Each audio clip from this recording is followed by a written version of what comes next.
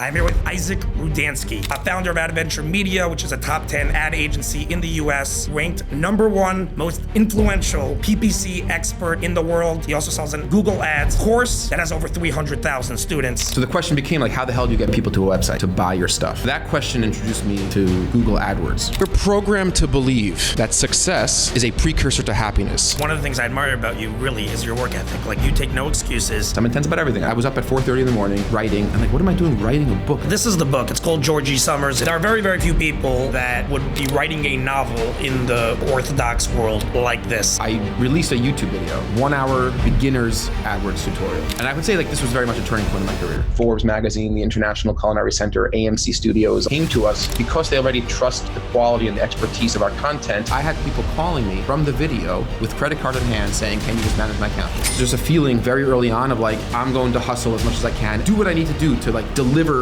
what you think I could do, even though I can't really do it yet. I was like, let me do this as a business. I have to make money. We eventually got sued by Google. I said, look, I can't fight with you. I said, I'm just a kid sitting here trying to feed my poor family. I need to find some way to turn the dial up on every situation. If I don't find some insane way of making this more ridiculously unpleasant for the people around me by being more chaotic, I'm not happy with myself.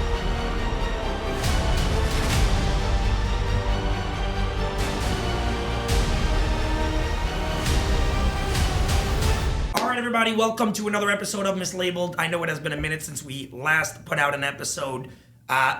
It's been like a good 6 to 8 weeks. Definitely the longest that I've gone without putting something out. I have an awesome guest with us today, I really do. If you're watching this, one very, very important thing I should say. You can please like, subscribe, and comment. Do it right now. Subscribe. We need your like and subscribe. We're putting in a ton of effort, a ton of work. If you could like and subscribe, it would mean the world. Thank you guys. Okay. So, one day after the election, let's just start with that. But I'm here with my close friend, someone who I admire for a very, very long time, younger than him, went to yeshiva with him. I'm here with Isaac Rudansky. Quick details on Isaac, just so people know who he is. Founder of Adventure Media, which is a top 10 ad agency in the US, featuring companies they've done advertising for. It's a digital ad media company. I don't know if I got that correct. Digital ad and media company. They have featured Forbes, Sports Illustrated, NASDAQ, American Eagle, Haynes, AMC Networks, Assurion. I mean, it goes on and on. There's a lot of them. So congrats. Isaac was ranked #1 most influential PPC expert in the world. He also sells an Google Ads course on Udemy and on his website, Adventure Media, that has over 300,000 students. Also ranked, I think, top 5 in the world. Where are we with that? No, yeah, good courses. Good courses, yeah. I know. I was actually reading reviews. Everyone, we say best-selling. That's what we do in the headline. We say best-selling. I was reading Reddit. It came up in Reddit. Yeah, there's a few different Reddit threads, yeah. Definitely very, very positive, not a question. Okay, so we're here today, actually. I just want to give an overview of why we're here. Obviously, as I mentioned, Isaac does have a very, very successful digital media company, I should say. Advertising agency. Advertising agency. Okay, let's put it that way. Has a very, very successful advertising agency. But we're here because Isaac is definitely one of the most creative people that I have ever met in my life, honestly. And I'm in this industry, and there's a lot of creative people, but you're not in the podcasting industry. You're not in the public, really in the public sector at all. But not only do you write novels, which is what we're here for today. Obviously, Isaac, you're also a big artist. I've been painted in quite some time. But you've sold some of your paintings. I've sold some paintings, yeah. Ridiculous amounts, like what, 30, 40K? No, not quite that high, but it was before I started the advertising career. I was trying to make my way as an artist. Paintings. I was selling paintings at art festivals and art galleries. Not that many paintings, which is why I had to start the advertising agency. But yeah. What made you start an advertising agency, by the way, in regards to your creativity? So I was just married. This was back in 2012. And we had no money. So my wife was working at Deloitte, which is a top 5 accounting firm, but it was her first year. I remember, I think her salary was $40,000 a year, and then after taxes it's less. And really, she was supporting us. Like, we were just getting by on nothing. I think my expenses back then were $2,000 a month. My apartment was $1,000 a month. some groceries. She still had a car from my father-in-law, and that was it. That was life. And she was supporting us. And I was in school. I was in Hofstra University getting my master's in industrial organizational psychology, IO Psych. I didn't want to be in school, but when I was dating, my wife basically felt like, look, like, we're going to get married as long as you're enrolled in some sort of higher education. And if not, then, go kick rocks. And fair enough, like, all the power to her. So I enrolled in Hofstra, sort of a long story, but I was painting. And I was trying to sell artwork. And I was enrolling in art festivals. So there's a lot of different organizations that you send them your portfolio, and they run during the summer art shows on lawns, in galleries. It's sort of a coalition of different artists that will come, set up their booth, set up their tent if it's outside, set up their walls, hang their paintings. I used to have a little square PayPal credit card swiping machine if somebody bought a painting. And it's like, yeah, you negotiate prices with somebody who wants to buy it, and you try to make a relationship with the buyer. And I was selling a little bit. So one night I was driving home from West Hampton, where I was displaying the art, and I had all of the canvases bungee to the top of my father-in-law's SUV. I had the walls of the tent inside the back of the truck. I had like cinder blocks and sandbags to keep the walls down during the day, and it started pouring. All the canvases were ruined, and I was like schlepping the canvases up to our apartment, this tiny little like 200 square foot apartment. And I'm like, I can't do this. Like, the canvases are gone. There's got to be a way to sell artwork online. But I run a digital advertising agency. I'm not a tech savvy person. Like, back then, like, I knew Google. I used Google as a search engine. I had no idea Google was an advertising company. I didn't grow up around tech. I'm not particularly into tech. So I thought, like, you know what? Let me make a website. I started calling around, and like the idea of making a website back then was like very foreign to me. The idea of creating a website, like, I thought that was something that only like really fancy people could do. Like, I had no clue what. Anyway, so the next day I heard an ad on the radio for a company called Squarespace. A lot of people have heard of Squarespace now. Back then, Squarespace was just starting out, and their main form of advertising was on the radio. They take out Super Bowl ads every year, and they're a tech company that allows anybody to create a website without having to know any code. So you don't need to know HTML, CSS, JavaScript, etc. You could just it's a click and drag website builder. So I sat down in the armchair in my apartment. I was there all night, made a website for my artwork, had a checkout. It was like, wow, I was like, this is amazing. It's like the most exciting thing in the world. Like, I don't even know 12, 13 years later if I've ever felt so excited. Right. Than like having that first website. So I, telling my wife, call my mom, call my sister, and like, okay, call my sister-in-law. Like, okay, now we have like 3 or 4 website visitors. So the question became like, how the hell do you get people to a website? Like, that was the thing. Like, I have a website, there's a checkout, it's connected to my bank account. It's like, I felt like I was the king of the world. But how do you get people to your website to buy your stuff? Commonly known as traffic. Traffic, right? How do you get website traffic? So that question introduced me the next day or 2 days later to Google AdWords. And that, it was like a revelation to me. Wow, like Google is an advertising company. Google, even to this day, okay, so now they're doing phones, and they have in different internet products, but roughly 90% of Google's revenue comes from ad clicks. They're the largest, most profitable, most successful advertising company on the planet. And fundamentally, like, what's so luxurious about Google as an ad product is that you can only pay for advertising when it works. So say you're buying podcast equipment, right? You're going on Google and you're buying podcast equipment. You need a mic, you need a stand, you need a camera, you need a tripod. So you might go to Google and you might search for podcast mics for sale. Google's going to give you results that they hope are relevant to what you're looking for. So they're going to show you, they're going to refer you out to a bunch of different websites that sell podcast mics.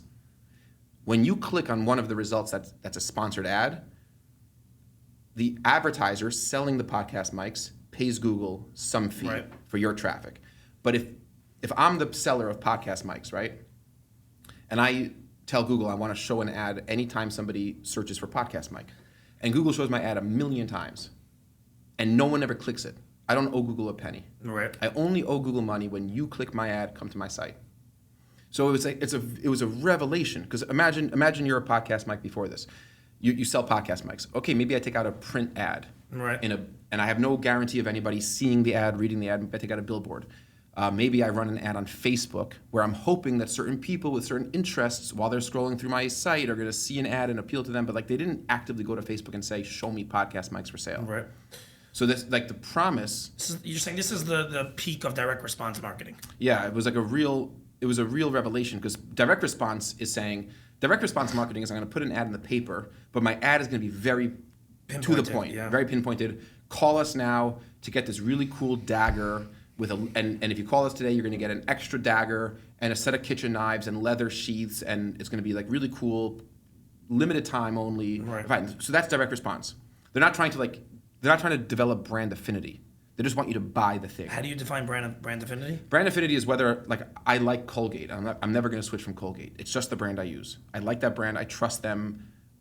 Crest could come out with the best influencer campaigns, and I'm not going to switch because I use Colgate toothpaste. So you're saying print ads are not trying to, in your opinion, to build that? No, print ads can. A direct response ad is worded and phrased and displayed in a way that's really just focused on getting a sale today. Right, got it. Okay, I understand So that. that's the idea of direct response. So like, I want you to respond directly to in the form of buying something. Got it. Whereas most print advertising and most outdoor advertising that you see really is brand awareness. Right. Brand awareness. We want you to just be aware that Google exists. We want you to be aware Coca-Cola, that Audi or Coke exists. And it's a much more of a long-term play. Yeah. One is not necessarily more important than the other. We can get into it, but so what Google did was was made advertising available to every business. So if you're a small business, if you're a locksmith, or you're a plumber, or you're like a small shop selling podcast equipment competing with B&H, Adorama, and Amazon, right, you can't really advertise, right? Before their budget is so you can't compete with their budget because you can't take out enough outdoor advertising on billboards. It's too expensive. Right. You can't go and take out full page ads in the Wall Street Journal. It's too expensive. You can't advertise in as saturated of a way because it's going to be too expensive. Right. So Google said, you know what? When somebody comes to Google and says, I want to buy a mic for my podcast studio, they've expressed very specific interest in what they're looking to buy. You can show an ad the same way B&H can. And you're only getting charged if they click on And you're only getting charged if they click on the ad. So Right. Google was like an absolute revolutionary form. So what happened for you in this regard? Let's see. So I found Google. So back to that. The next day I spent the next like 3 days really nonstop, round the clock learning Google AdWords, and it was something very exciting about it. It was immediate. It's like within 10 minutes you could have total strangers searching for oil paintings coming to your site. It was mind-blowing. Like you're talking about you're sitting in your living room of your 200 square foot apartment. You have like this little website you just made that's with your custom artwork that you have like a price and a shopping cart and prints, and you're competing with the whole world of people selling art. And within 10, 15 minutes, in theory, anyone on planet Earth going to Google searching for artwork for sale, I can bid and show my ad at the very top of that search results page. Right. And I'm getting hundreds, thousands of strangers who have never heard of me coming to browse my aisles, my digital aisles of my artwork. It was like an extremely, extremely exhilarating rush. Now, it's complicated. Like the Google AdWords ecosystem is complex. There's bidding, there's statistics, there's targeting. Okay, keywords. There's a lot to it, and it's how much more difficult. Sorry for interrupting. How much more complex has it become since that time that you were sitting in your living room? Probably 10 years ago. Yeah, it's become significantly more complex. Right. Because and we can get into that. And the reason why I got more, it's actually sort of ironic. Google has been introducing automation, and automation tools and advertising tactics that rely on automation. And for the automation to work, you need to feed it a lot more data. So it's gotten more complex. It has. But even then, it wasn't necessarily easy. So so I started bidding. Now here's the problem. If somebody doesn't buy my artwork, and artwork is not easy to sell. Like I would not take a client that sells art. Right. It would just be too hard to make it work. It's a long sales cycle. It's very niche. It's very based on taste. It's not so common for people to buy original artwork online, especially not from an unknown artist. Okay, so I was discovering all those things at the time, 10 years ago.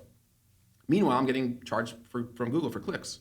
Right. So yeah, people are clicking my ads. I have a really nice ad, great artwork. Check it out. People love to go browse and look at artwork. You're not converting. You're just spending money. Right. So and I didn't have any money to spend. Like I really did not have any money to spend. So then I said to myself, Can I ask you one question? I'm sorry for interrupting. Yeah. I didn't ask you about your background, and I want people to understand your background, where you're from. Before as a kid, like where you grew up. Like, should we do that now?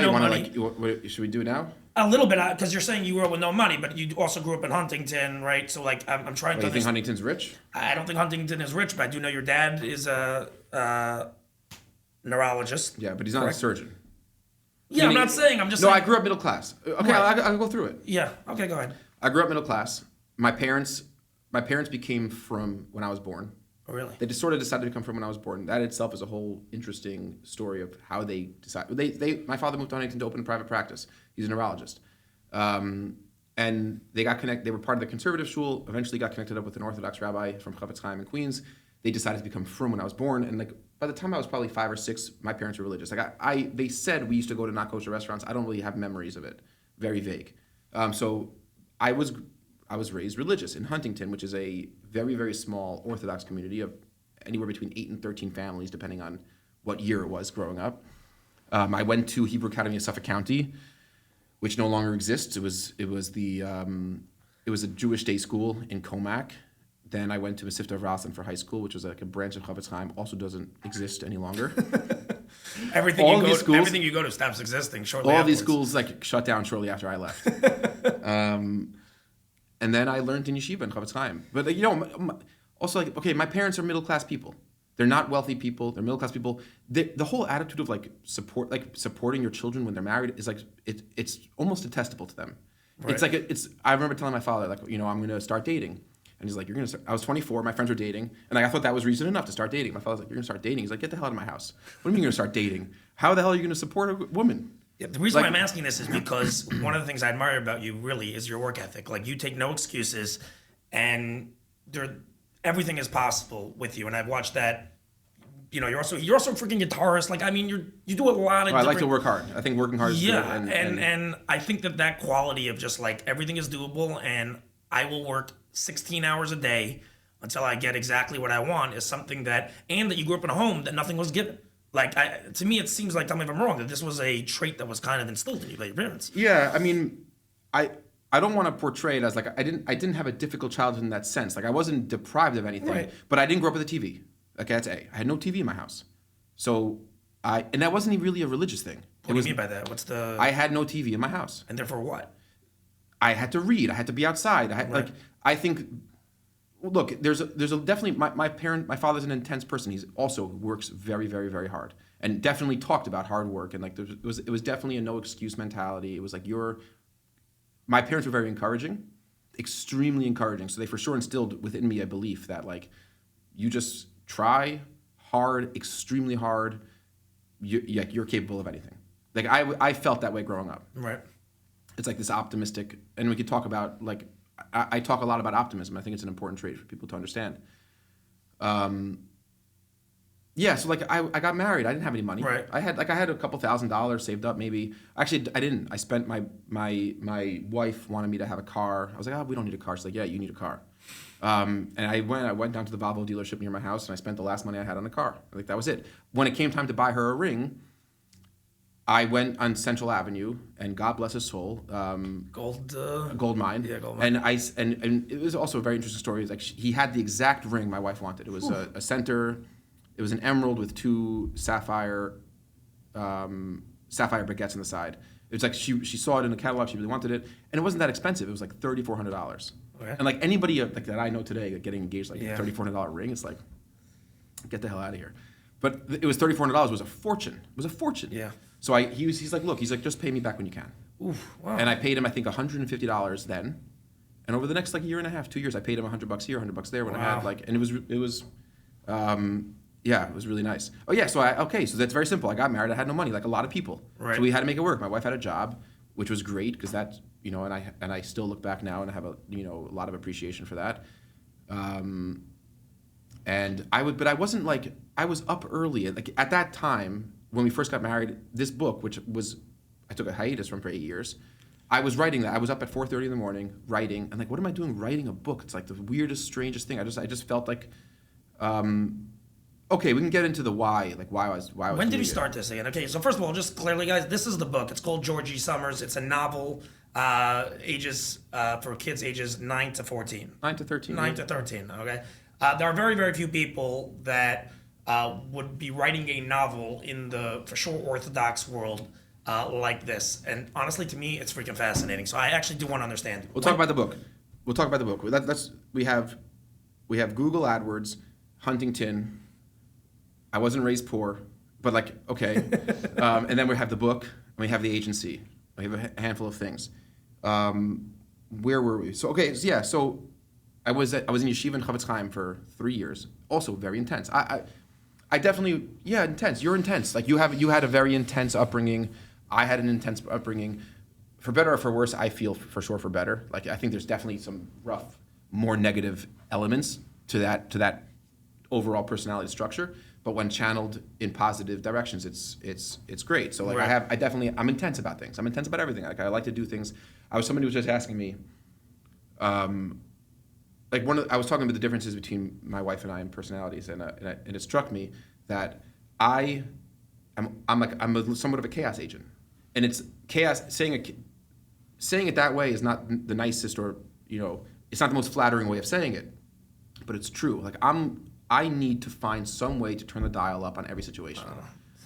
And it's like familiar. It's so unpleasant to people around you who are not like that. Like even things that are already intense, if I don't find some insane way of making this more ridiculously unpleasant for the people around me by it being more chaotic, I'm not happy with myself. Or if there's nothing happening, you'll just create a new scenario and a new project. That's for sure. No, I can't be by myself in the quiet like ever. Oh my gosh! So like, I didn't realize we're this. Yeah. So no, if there's, wow. I don't do quiet or being alone or like this, but even in already intense environments, I need to find the dial and kick it up a notch. Right. Otherwise, I'm gonna feel discontent with like I didn't try hard enough. Yes. Like this could just be crazy. Yes. Well said.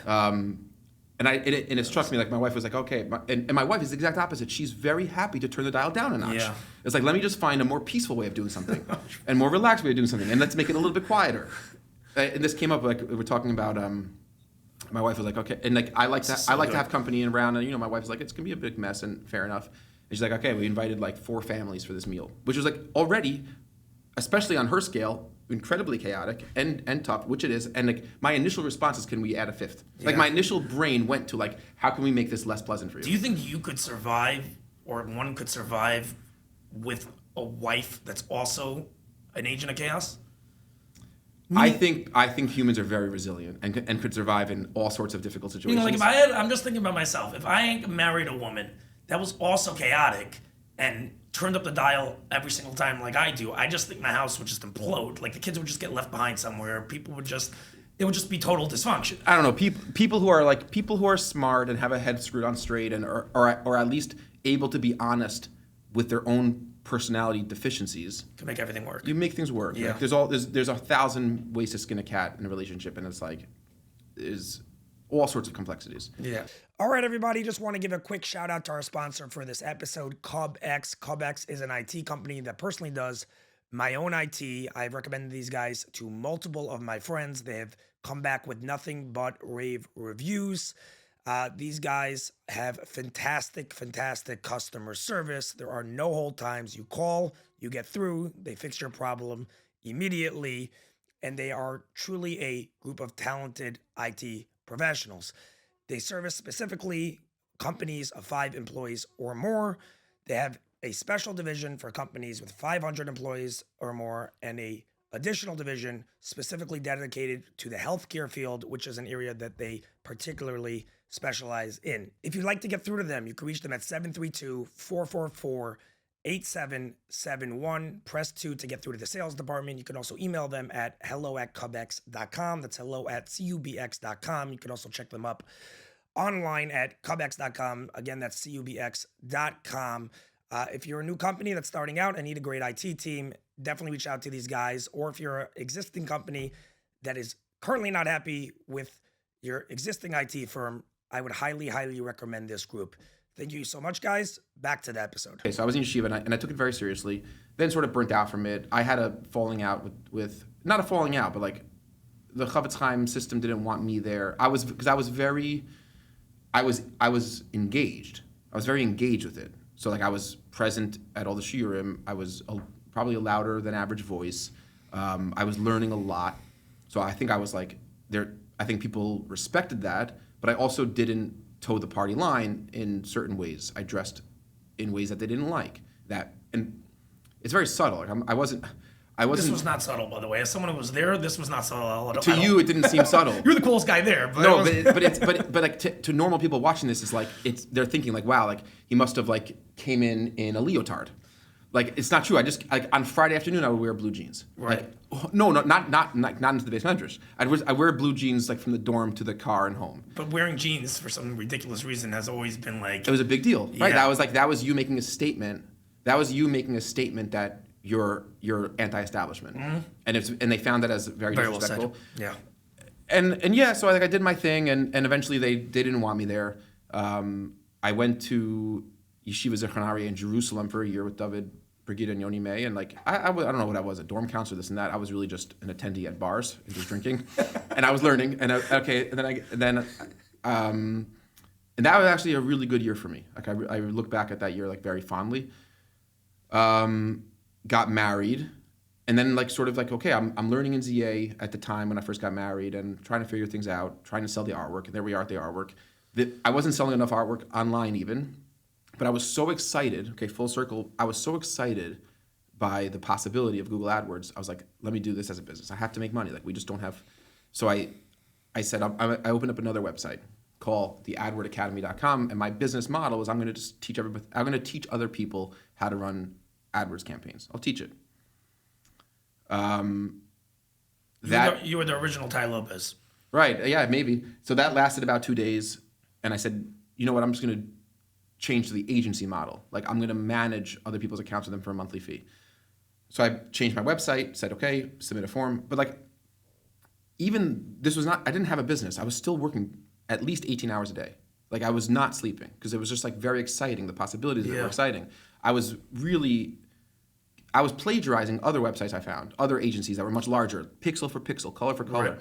Right. Like I would measure, like I could make a website now. Like I know how to design a website. But back then I would be like measuring with a physical ruler the amount of centimeters between the logo and the top of the screen. I wanted to get it right. I wanted to do it right. Maniacal, I love that. Yeah, I wanted to do it right. And then slowly but surely I started getting a few clients. How did you get your beginning clients? So I started running some Google AdWords campaigns, and I was targeting people looking for AdWords help, AdWords management. Irony, yeah. And those clicks were expensive. So back then, if somebody was searching for a pay-per-click agency, AdWords management, you're talking about $50 to $80 a click. Wow. Now, imagine you get 10 clicks, and you don't get a form submission, you don't get a conversion. $500 to $800. It's $500, $800 for 10 clicks. You have to like even if you got one form submission from 10 clicks, which is a 10% conversion rate, which is very high. Doesn't mean you close them. And that doesn't mean you close them. Let's say you close 1 out of 5, right? So now you're dealing with thousands of dollars in advertising costs. But the question is, what's the return if you get a client? To get one client.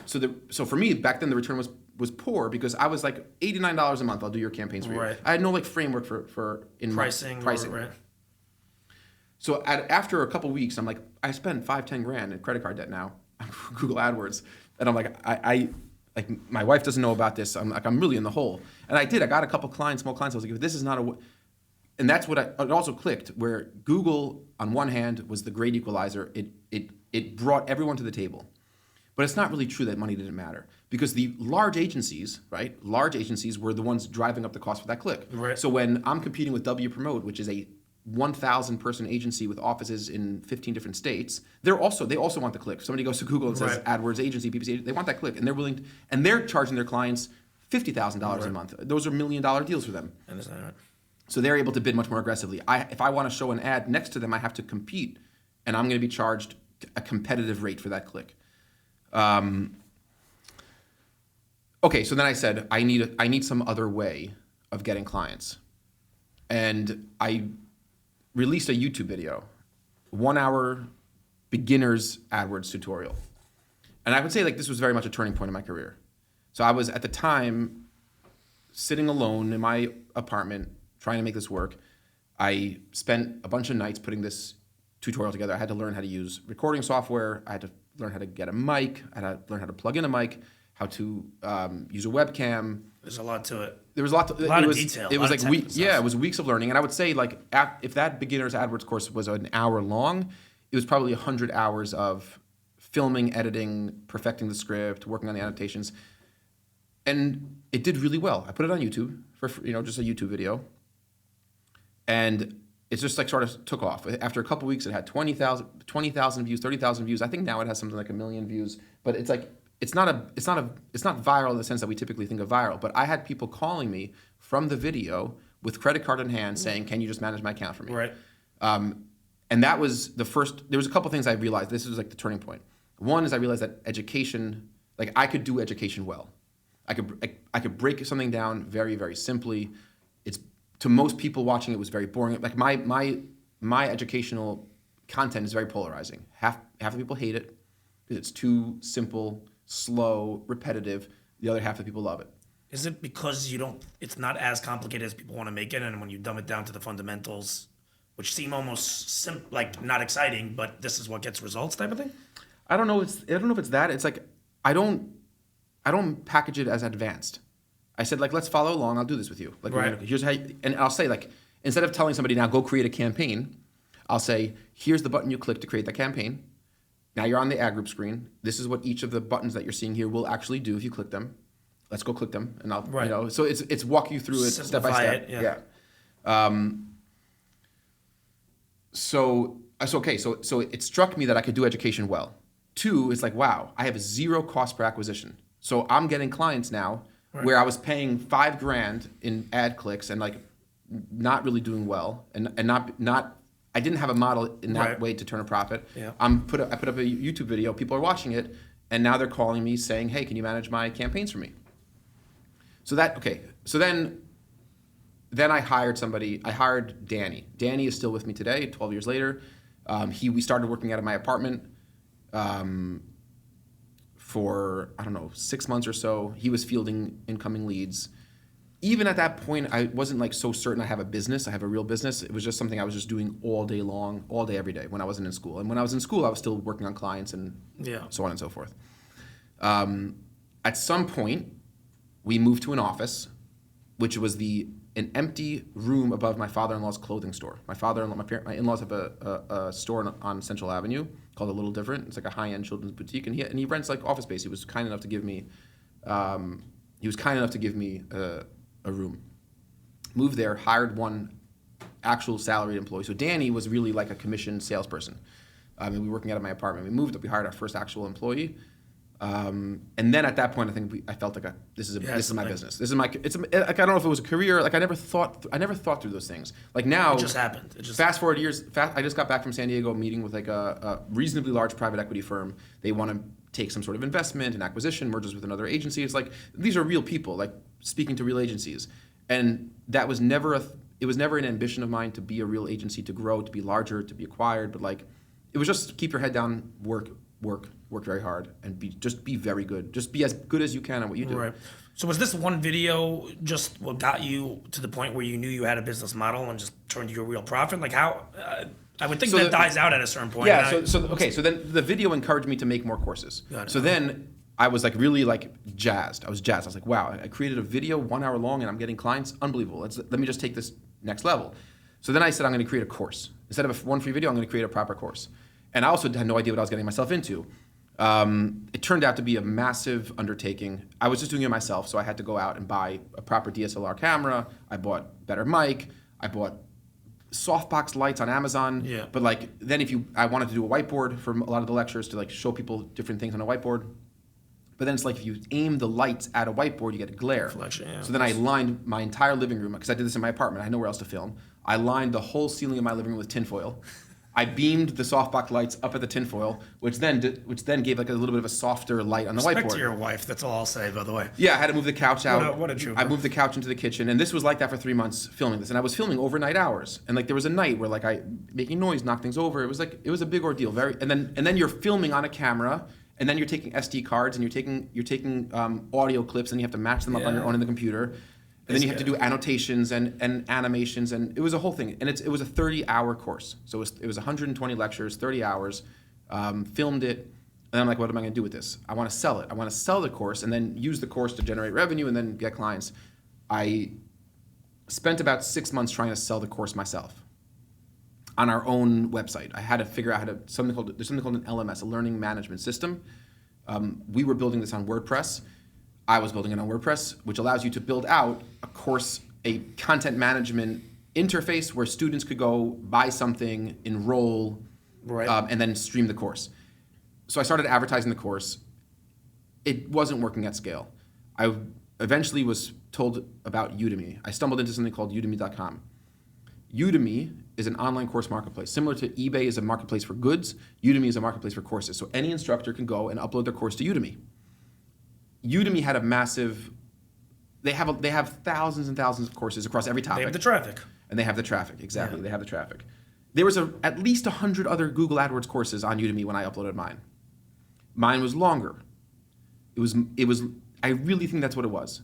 It was longer. I thought you were getting more for your money. You're getting more for your money. So like it would be nice to sit here and argue that mine was better. It's hard to make that argument because people were buying the course before they experienced the course. But what they see on Udemy is, okay, how many hours of footage am I getting? And then eventually I got a lot of good student reviews. Right. So eventually you're going to get reviews and then... Right. Okay. So this course really, the first month too was slow. And then like, wow, I was like November 2015 maybe, 47,000 students bought the course. Holy it was just like, it just like, there was just this moment where the course took off. And then for the next 6-7 years, if you were internal at a company, or you were a kid looking to learn Google AdWords, you were almost certainly coming across my course at some point, because then it was on Fiverr and it was on other platforms, and then every other competitor to Udemy reaches out and says, "Can you give us your course files? We'll just put it up on our platform also. Like, why not?" Right. So you were coming across my course, and it became like a seriously successful lead gen machine. So we were getting a lot of leads, people watching the course. I wasn't promoting the agency through the course. I wasn't talking about I have an agency, I have this, I have that. It was just like, let me just teach it to you. They would come to you afterwards. And they would come afterwards. They would get halfway through the course, or whatever it is, and they said, okay, but there's a couple big differences here. One, and these are like really important differences. If you're an agency that needs to go out and do business development, you got to build a sales team, make cold calls, send direct mail. So all of that costs money, right? So that goes into your cost of customer acquisition. Right. The salaries, the commissions, the software, the tools of running a business development sales force. Right. To go out and find clients. Here you just did all that with a course. Yeah, so I'm making money from the course. So the course was now Udemy's model changed over the years, but in the beginning with Udemy, we were making like money because we were able to sell the course for $200, $300 a piece. Now everything on Udemy is $10, and the course creator will basically get $4 a sale. It's still great for lead engine, and at scale, it brings in real revenue. But even at a smaller scale, our business development department was revenue positive, was profitable because we were getting money from sales of courses. Right. And then we didn't have to spend money on customer acquisition. But very importantly, if you go out to a business and say, hey, can I get 5 minutes of your time to pitch you my services? Every possible defense mechanism is up. 99 out of 100 doors will get slammed in your face. You know this by just calling podcast guests in real estate. Like you're just interrupting someone's day and say, hey, do you have 5 minutes for me to sell my snake oil to you? So that's very difficult. Here, you've just sat for the last 20 hours watching my content. You think I'm an expert. Like you have this warm, positive feeling. Authority. And you're coming to me to request a proposal. Right. The entire dynamic is different. Yeah. So that's what we call in our business, we call that inbound. So it's content marketing, essentially, right? I'm marketing content to you. You're taking you're experiencing my content and education for free, or for a few dollars, right? That's how content marketing works. And as a result, that content generated buy-in, and now you're more likely to reach out to me. And when you do reach out to me, you know who I am, and we don't have to get over the trust hurdle. Yeah. We don't have to get over the trust hurdle. So now it's a matter of like, do I send you a proposal? Do we think we could help you? So on and so forth. And that worked to a reasonably good extent over the years. It's like dating. All the entire dynamic Right. changes from you chasing them to them Right. chasing you. It's a whole, yeah. No, that's fascinating. So where did the massive leap to taking on all these big companies come from? I mean, there's a moment, obviously, of course, where you're going to the American Eagle, like big time names. Like now you have how many people working for you? We're about 45. That's a lot of people 40, working 40, for you. 45. So there's got to be a spot there where all of a sudden it's like you're taking on famous brand names. Who's the first big name? That's a great question. So look, this also goes back to like a certain amount of chutzpah, right? Like, I could deal with chutzpah. yeah, and I think there's actually a really good Malcolm Gladwell podcast on his revisionist history when he talks about chutzpah, and he frames it very positively. And I certainly have it, right? I don't think I'm obnoxious. I think that there's just a feeling very early on of like, I'm going to hustle as much as I can, and I'm going to say yes to anything and do what I need to do to like deliver what you think I could do, even though I can't really do it yet. Right. And I think it's an important attitude because I see so many times I speak to kids like whatever growing up in their career, and they're like, well, I'm not ready to do that yet. I don't really know that well enough yet. I can't. And I said, like, if you have that attitude, which makes so much sense, right? Like, I don't know how to do this, so I'm not going to like. It's really quite logical. Yeah. But I think it's a really bad attitude, because it's a little bit of a fake it till you make it type of dynamic. But the best way for you to develop confidence and experience is if you're under the sufficient pressure to develop that experience and knowledge. And otherwise, you're not going to do it. I always say you have to be willing to go into the abyss. You Yeah. have to be willing to go into the darkness. If you don't take that first step in, it's really a similar concept. It's like you gotta believe that it's going to work out. I'll tell you a funny story on this topic. And I think this is like a little bit of like the chutzpah dynamic.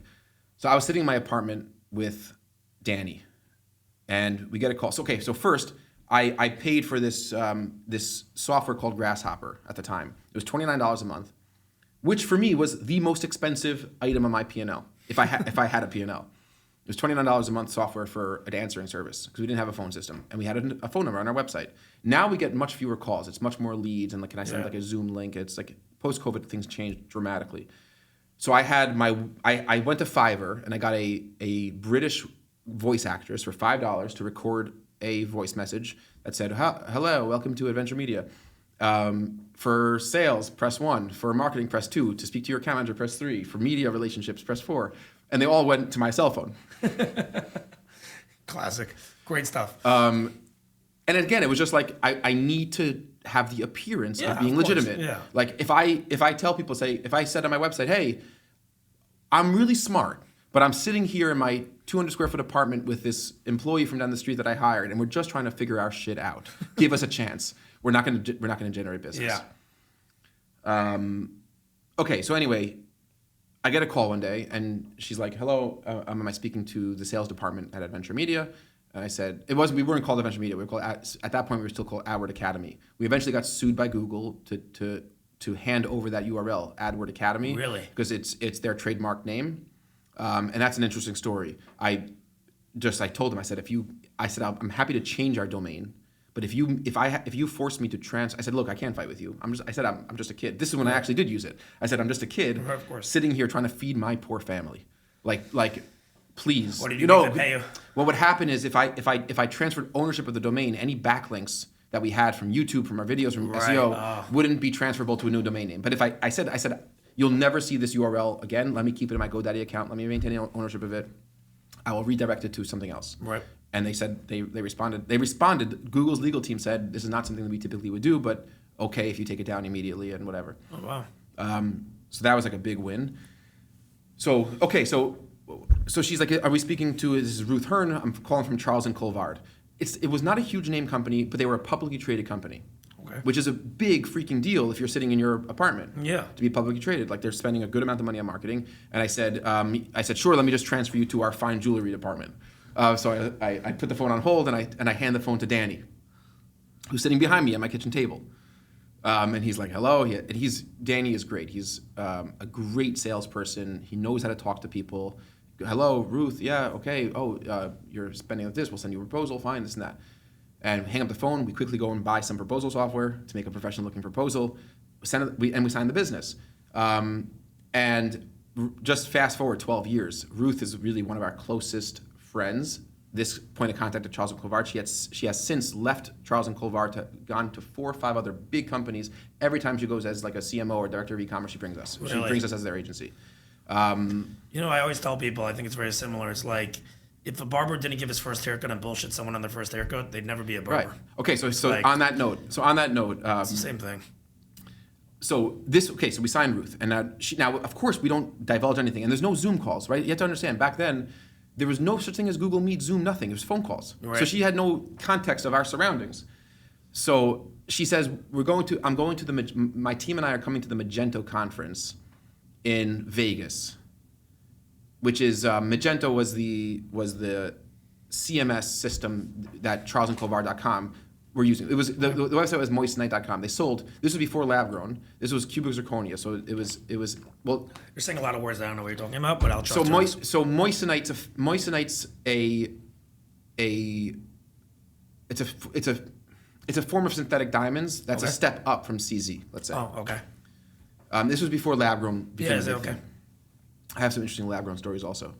So she said, come bring the team and meet me at Magento in Vegas. You did not bring a bunch of people. So I'm thinking to myself, so Danny and I said we can go. I said, Danny, she's already spoken to both of us. Like, she can't think that we're the only two people managing this account. There's no one else in the company. How much ad spend were they doing with you at the time? I don't know. I want to say $150,000 a month, $200,000 a month. What was your maybe. next closest client?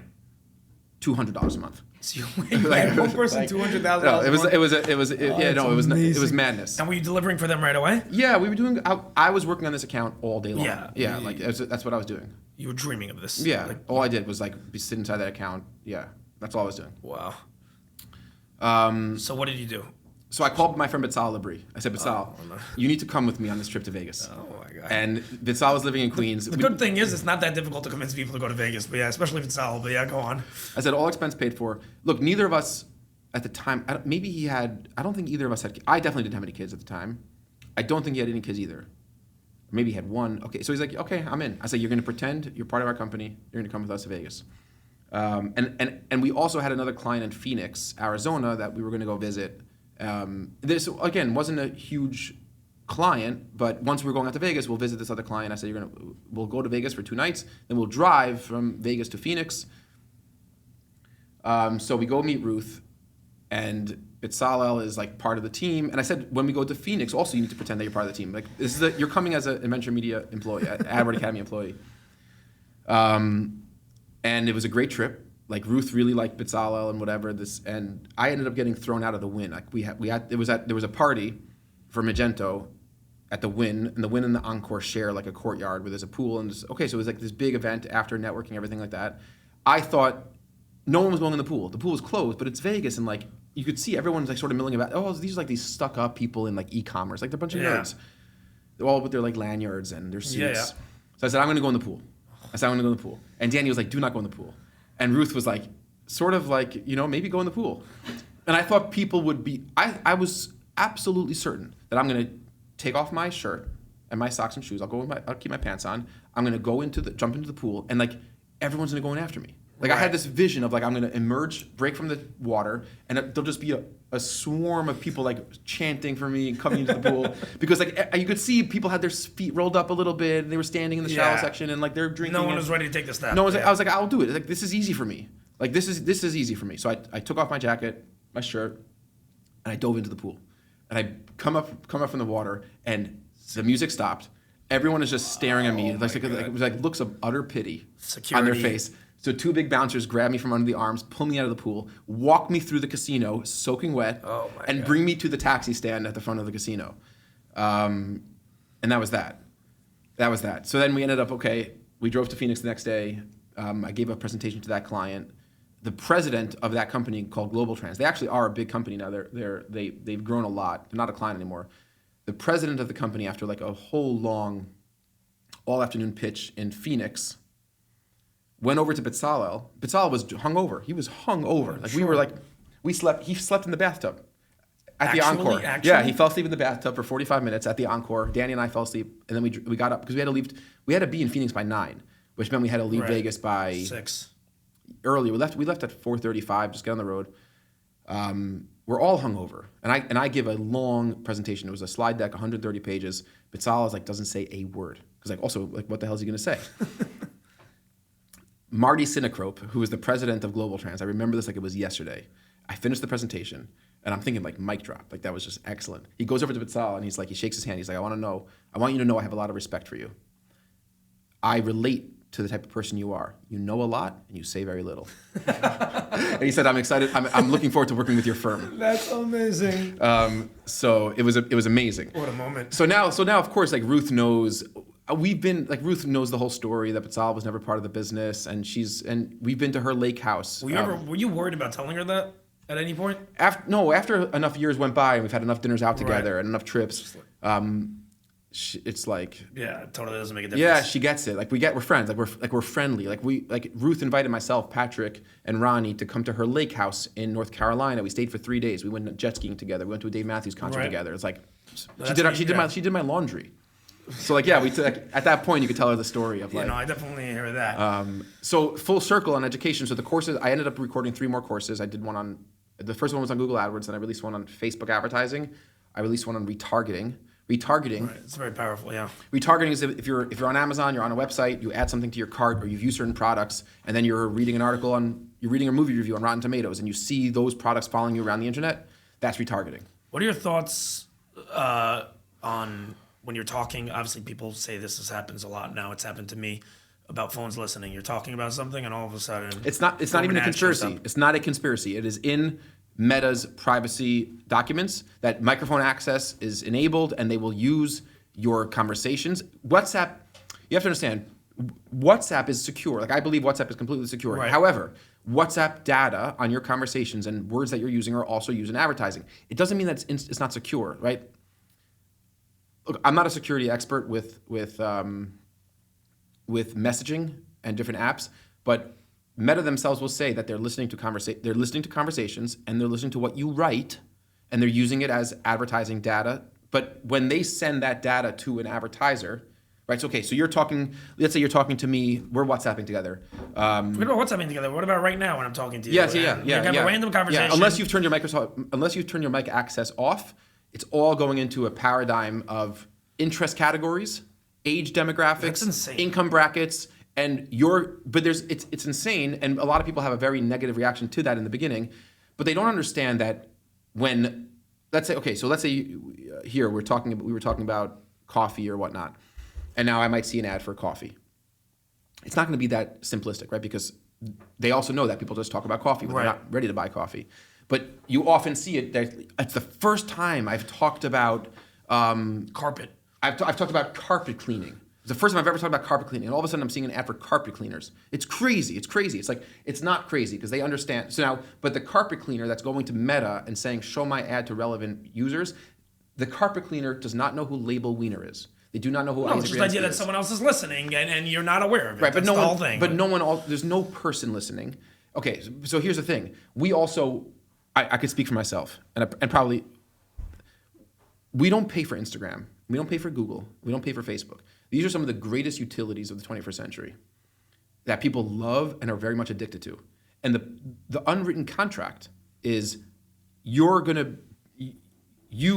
Facebook, Snapchat, TikTok, whatever, you're going to be able to provide me with enormous amounts of entertainment, tools that have become very integrated into my actual life. In exchange for my data. Right, because you need some way of making money. Right. So the way you make money is when you have carpet cleaning services and booksellers and coffee suppliers. Yeah, I guess it's just a question of the limit. That's all. Meaning you could use everything that I'm doing on your app, and you could, see my trends and how I operate from there. But I think people are just, if I'm talking about carpet cleaning, and in an hour and a half after this pod is done, all of a sudden I'm at home and I open up Google and there's a carpet cleaning. That I just think people are shocked. People get shocked by it. If you put your phone in front of a Spanish TV station overnight, you're going to be seeing ads in Spanish. You'll start seeing ads in Spanish. That's crazy. Yeah. So you're saying it's a real thing? And you can turn it off. You could turn off Microsoft. You could go into your Facebook settings, into your Apple settings. Like Apple has done the most in making it easy for users to stop it, to prevent apps from sharing data with advertisers. That's why Meta, in my business, we had a lot of disruption to Meta advertising. So Meta really is Facebook, Instagram, and WhatsApp, and it's like the second or third largest advertising. There's the big three. In my business, you have Google, Amazon, and Meta. That's where 90% of advertising is done on the internet. It's the big three. Right. We could talk more about Amazon related to the book, but my business has never really entered the Amazon advertising market. No good reason, just we haven't. It's definitely an opportunity for us to make more money. But with Meta, iOS 14 was a big update that forced every app to ask to allow users to opt out from tracking. So now when you download an app, you get a little pop-up that says "Ask app not to track." Right, or allow once. Allow once, or ask app not to track. Right. So most people are going to say ask app not to track because why wouldn't you? Right. Now I am in the business, so I allow it because I know that the more I allow it, the more relevant ads I'm going to see. I'm doing construction on a house now in Woodmere, so now my Instagram became filled with tile and interesting posts about faucets and shower glass. I just redid my house, and not my house, I should be more accurate. I just renovated a 3-bedroom apartment because you can't find any apartments in the 5 towns. Right. Because it's not very much, Right. most of the places are houses. There's not a lot of multifamily. Right. And I actually moved into an Airbnb for a month and then was staying in someone's basement for a month because I refused to move into a place I didn't like. And I finally found a spot, but I had to renovate it. And I did the whole thing, and you're giving me anxiety right now, basically, with just by talking about this, because yes, the amount of options and ads that came my way was like. It's a lot. But I'm saying I was happy. So Instagram immediately transformed with my own life, right. And I wanted to. I bought a lot of things. People buy things from Instagram. Like I'm not like this personally, but this is definitely more. It's definitely more feminine. But a lot of women will do the majority of their shopping from things they see on Instagram. Yeah, of course, because they buy things that they're not even thinking about. But that's because Instagram is very, very good. Meta is very, very good at knowing what's going on in your life, and and also what your income bracket and where you're spending money. So they do a good job with that. So, and I want that. I want my Instagram feed to be filled with. And then when I slowed down on the construction work and things were coming to a close, and I got back into tennis, my Instagram feed became more tennis centric. When did the biking part come up? And then the biking. So now basically it's like biking, tennis, and house crap is my Instagram feed. Is there any hobby that you don't do? So you do tennis, you do biking, you do guitar, you do painting. It's like and you have a book. But I'm not very that you wrote over the last 15 years. Right, but the problem the problem is that I'm not good enough at any of those things as I should be. You know, it's like a little bit of I'm definitely not. I wouldn't say I'm a jack of all trades because I'm not. Okay, so I play guitar as a kid, and we have to understand, like, a lot of these things are in the creative sphere. Right. So I like tennis and biking because that's really my way of working out. I don't lift weights, and my way of staying active is biking, which I love. Like, I love outdoor cycling, and playing tennis, which I also love. So that's my thing. Right. And there's something like a little bit. I don't want to say elitist, but it's. I also don't want to say classy. But there's something. Tennis is tennis. It's like a little bit of like a. It's a little snobby.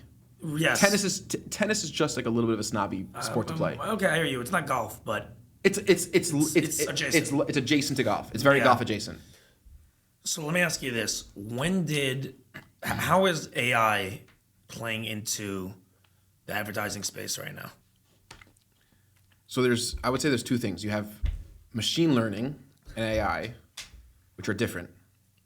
When you say AI, what I think you mean is what's like the conflagration and explosion of AI tools in the last 18 months, right? You have your ChatGPT, Midjourney, DALL-E, and all the other models, Claude, et cetera, and the workflows that people are using those AI tools for. That's generative AI. So it's playing a reasonably significant role. And just to go back to machine learning, which is Meta, like we were talking about, using data, all the inputs, like your conversations and credit card information and people's buying habits and what pages they like, what YouTube videos they like, and generating better and better models to predict what you're going to buy, what you're going to spend your time on, et cetera. So that's a lot of that's machine learning, which it's a form of AI. It's been present for a long time, and it's been getting better and better and more useful to advertisers over the last 5-6 years. But AI in the ChatGPT sphere, it factors in a couple of ways. Creatively, it's a big deal. So if we're generating videos, images for clients, generative AI tools has greatly reduced the time and amount of money we have to spend on such a project. So for example, we had a big client a couple years ago Grown Brilliance. They're one of the largest players in lab-grown diamonds. So lab-grown diamonds is a really interesting sector. It took off in the last few years, and now 60 to 70% of earrings, tennis bracelets are lab-grown, and engagement rings are it's the category most resistant to change, obviously, because girls still, by and large, they want a diamond rough mined from the ground. Right. However, 35-40% of engagement rings are lab grown, and that number is only going to increase. Right. So we had to pitch them on a big creative deck. Now this would have cost, I don't know, $15,000-$20,000 of graphic design fee, photography, and time. It would have taken a month, and with generative AI, we were able to pitch them a very, very high quality speculative pitch for a campaign for $20 and 2 days. That's unreal. So it's unreal. Yeah, it was unreal. Now the question I get a lot is AI a threat to your business? And the answer really is no, because brands are going to be using agencies. Like that's not going away. So brands that are advertising and they're running a lot of different type of marketing. A lot of brands have agencies in house, but it's an interesting thing actually. When you get to the really top level brands, no one has agencies in house. Like Apple and Coke and McDonald's all have creative agencies running their campaigns for them. Now I don't play in that sphere so much with like the larger clients. We over the years we have worked with some very big names, and like you were asking me that question. So like MoneyTonight.com was the first one, but then there was a turning point in our career where we signed Forbes magazine and AMC networks within a 3 or 4 week span. And that was like a big turning point. It's like, wow, we're working with big brands. And then we worked with NASDAQ, Shurian, Hanes, American Eagle, right? American Eagle Outfitters. So a bunch of like, and these are brands that are always going to be using agencies. They're always going to be using agencies. But you're saying the next level down. So the next level down, like what you would really call SMB, right? Which SMB sounds like a mom and pop store on Central Avenue, but an SMB is really a company doing between $50 and $250 million in revenue. Some of those will have performance media teams in-house buying Google and Meta and Facebook and Instagram, TikTok, et cetera. Fine. But for all the brands still using agencies, what they're going to rely on are their agencies to solve complex creative problems for them. So if generative AI is now becoming a core part of a company's tech stack, which it is, they're going to be going to their agencies to figure out how can we implement AI to save money? How can we implement AI to generate more creative faster? How are we going to use AI to figure out how to optimize campaigns? We're spending money on Google, we're spending money on YouTube, we're spending money on TikTok and Snapchat and programmatic display and connected TV and outdoor and digital out of home and billboards and radio and podcasts. How can we use AI to figure out what's working, what's not working, and how to shift money around faster? Okay, so like the better quality, the agencies that are just staffed with monkeys that can press buttons, they're going to be replaced. But the agencies that are staffed with smart people who have a good degree of business savvy are going to win because they're going to be the ones that they could adapt and figure out how to help clients solve these problems. And the idea of AI becoming smarter than you guys and being able to do it totally on its own? I don't know. Like that question's above my pay grade. Right. Is the craziest thing not that Elon Musk was the one who started OpenAI? Elon Musk is going to go down as a Da Vinci, not a Benjamin Franklin, a Da Vinci. It's insane. Like he has single-handedly impacted the lives of a percentage of the world, of the globe's population, unlike what we have seen in, I don't know, centuries. Yeah, but forget about that. He just entered a totally different sphere. Obviously, buying Twitter, which is like. Now he now controls. First of all, he now controls. He controls all 3 branches of government now, as far as I'm concerned. He invented cashless payments, or bankless payments. Yeah. He founded PayPal. Yeah. That was revolutionary, right? Like how human beings interact, how human beings interact financially, transfer money between each other. It was and doing that without a bank or a bank teller or an ATM machine was unfathomable. The fact that electric cars are now going to be an actual thing is due to him. You saw he just went up 15%. Yeah, it's not surprising. No, not at all. But it's just insane. The whole thing. He'll be the first. NASA, which was like the United States' most like storied, regal accomplishment, now basically is like at They're Musk's calling feet, him, like yeah. begging him for technology and investments and, can you let us into space, basically. Is the best part. He put a roadster into orbit. He literally put a roadster into orbit. Is the greatest and then thing- he caught a 20-story rocket in his arms. I was gonna say, is the greatest thing not Trump saying over that story? He says it now every single time he speaks. Yeah. It goes over here and then over here and then Yeah. the gator or the gantry. Every single time he crazy. says it, I crack up. Crazy. When he no, says and we have no concept of and you could say what you want about Elon Musk, but you can't really fathom his level of intelligence and drive and his contribution. And then owning Twitter and just his instinct, I would say, and his impulse that this is the thing that I need to own. And nobody thought it was a good idea. Everybody said he first of all, he came in there and he cut 30% of the staff or 40% of the staff. And more, I think. It could be more. Everybody said that it's the end of Twitter. It's going to shut down. He's every branding expert said no. What pisses me off? Sorry for interrupting. Yeah. What pisses me off is people that have the absolute arrogance to say that a guy that made Tesla started and made Tesla successful, right? Which is an unheard of thing to make a car company, successful, at this point in time, and started and was successful with SpaceX, and started and was successful with Neuralink. To sit there and say that he is making a bad decision, quite honestly, who the fuck do you think you are? It's also crazy. This guy has 150,000 employees, and you're telling him what to do from a business sense? Right. Who are you? Such arrogance. Such arrogance. And I had to catch myself because I jumped on the bandwagon when he was going to change Twitter's branding to X and the blue bird, and it's my impulse was he took it too far. Maybe he doesn't understand branding, and then I caught myself. I was like, it's so arrogant for me to have that thought. I'm some little schmuck in Woodmere. I know. Clicking on my keyboard. This is also what I think about. Whenever I get into I start thinking like someone, truly, I think that this is a level, I think this is important because it's a humility component. You could, in your sphere of who you deal with on a day-to-day, all the means, if you think you have the ability and you have an opinion, take it, I get. But when I hear people saying, and it's the same thing with Trump, when I hear people saying he should have done this, he should have done that, right. At the end of the day, this guy has become the president of the United States against all odds. Right. He did that while everyone sat there and told him, don't do this, don't do. He has something working, bro. Settle down. Right. You right now make your 180 grand a year. That's always what I kind of go back to. It takes a lot of humility to realize that. Yeah. So it's just a fascinating thing. But yeah, Musk is but he started OpenAI, which now is worth 156 billion. Can you imagine? It's like with Steve Schwartzman and Larry Fink were partners. Steve Schwartzman, I don't know if you ever read his book. Fascinating book. I know you. What book was it? What book? It's called not Mastering Excellence. It's called. We'll look it up. No. It's Steve. I gotta show you this because it's that good. 1 second.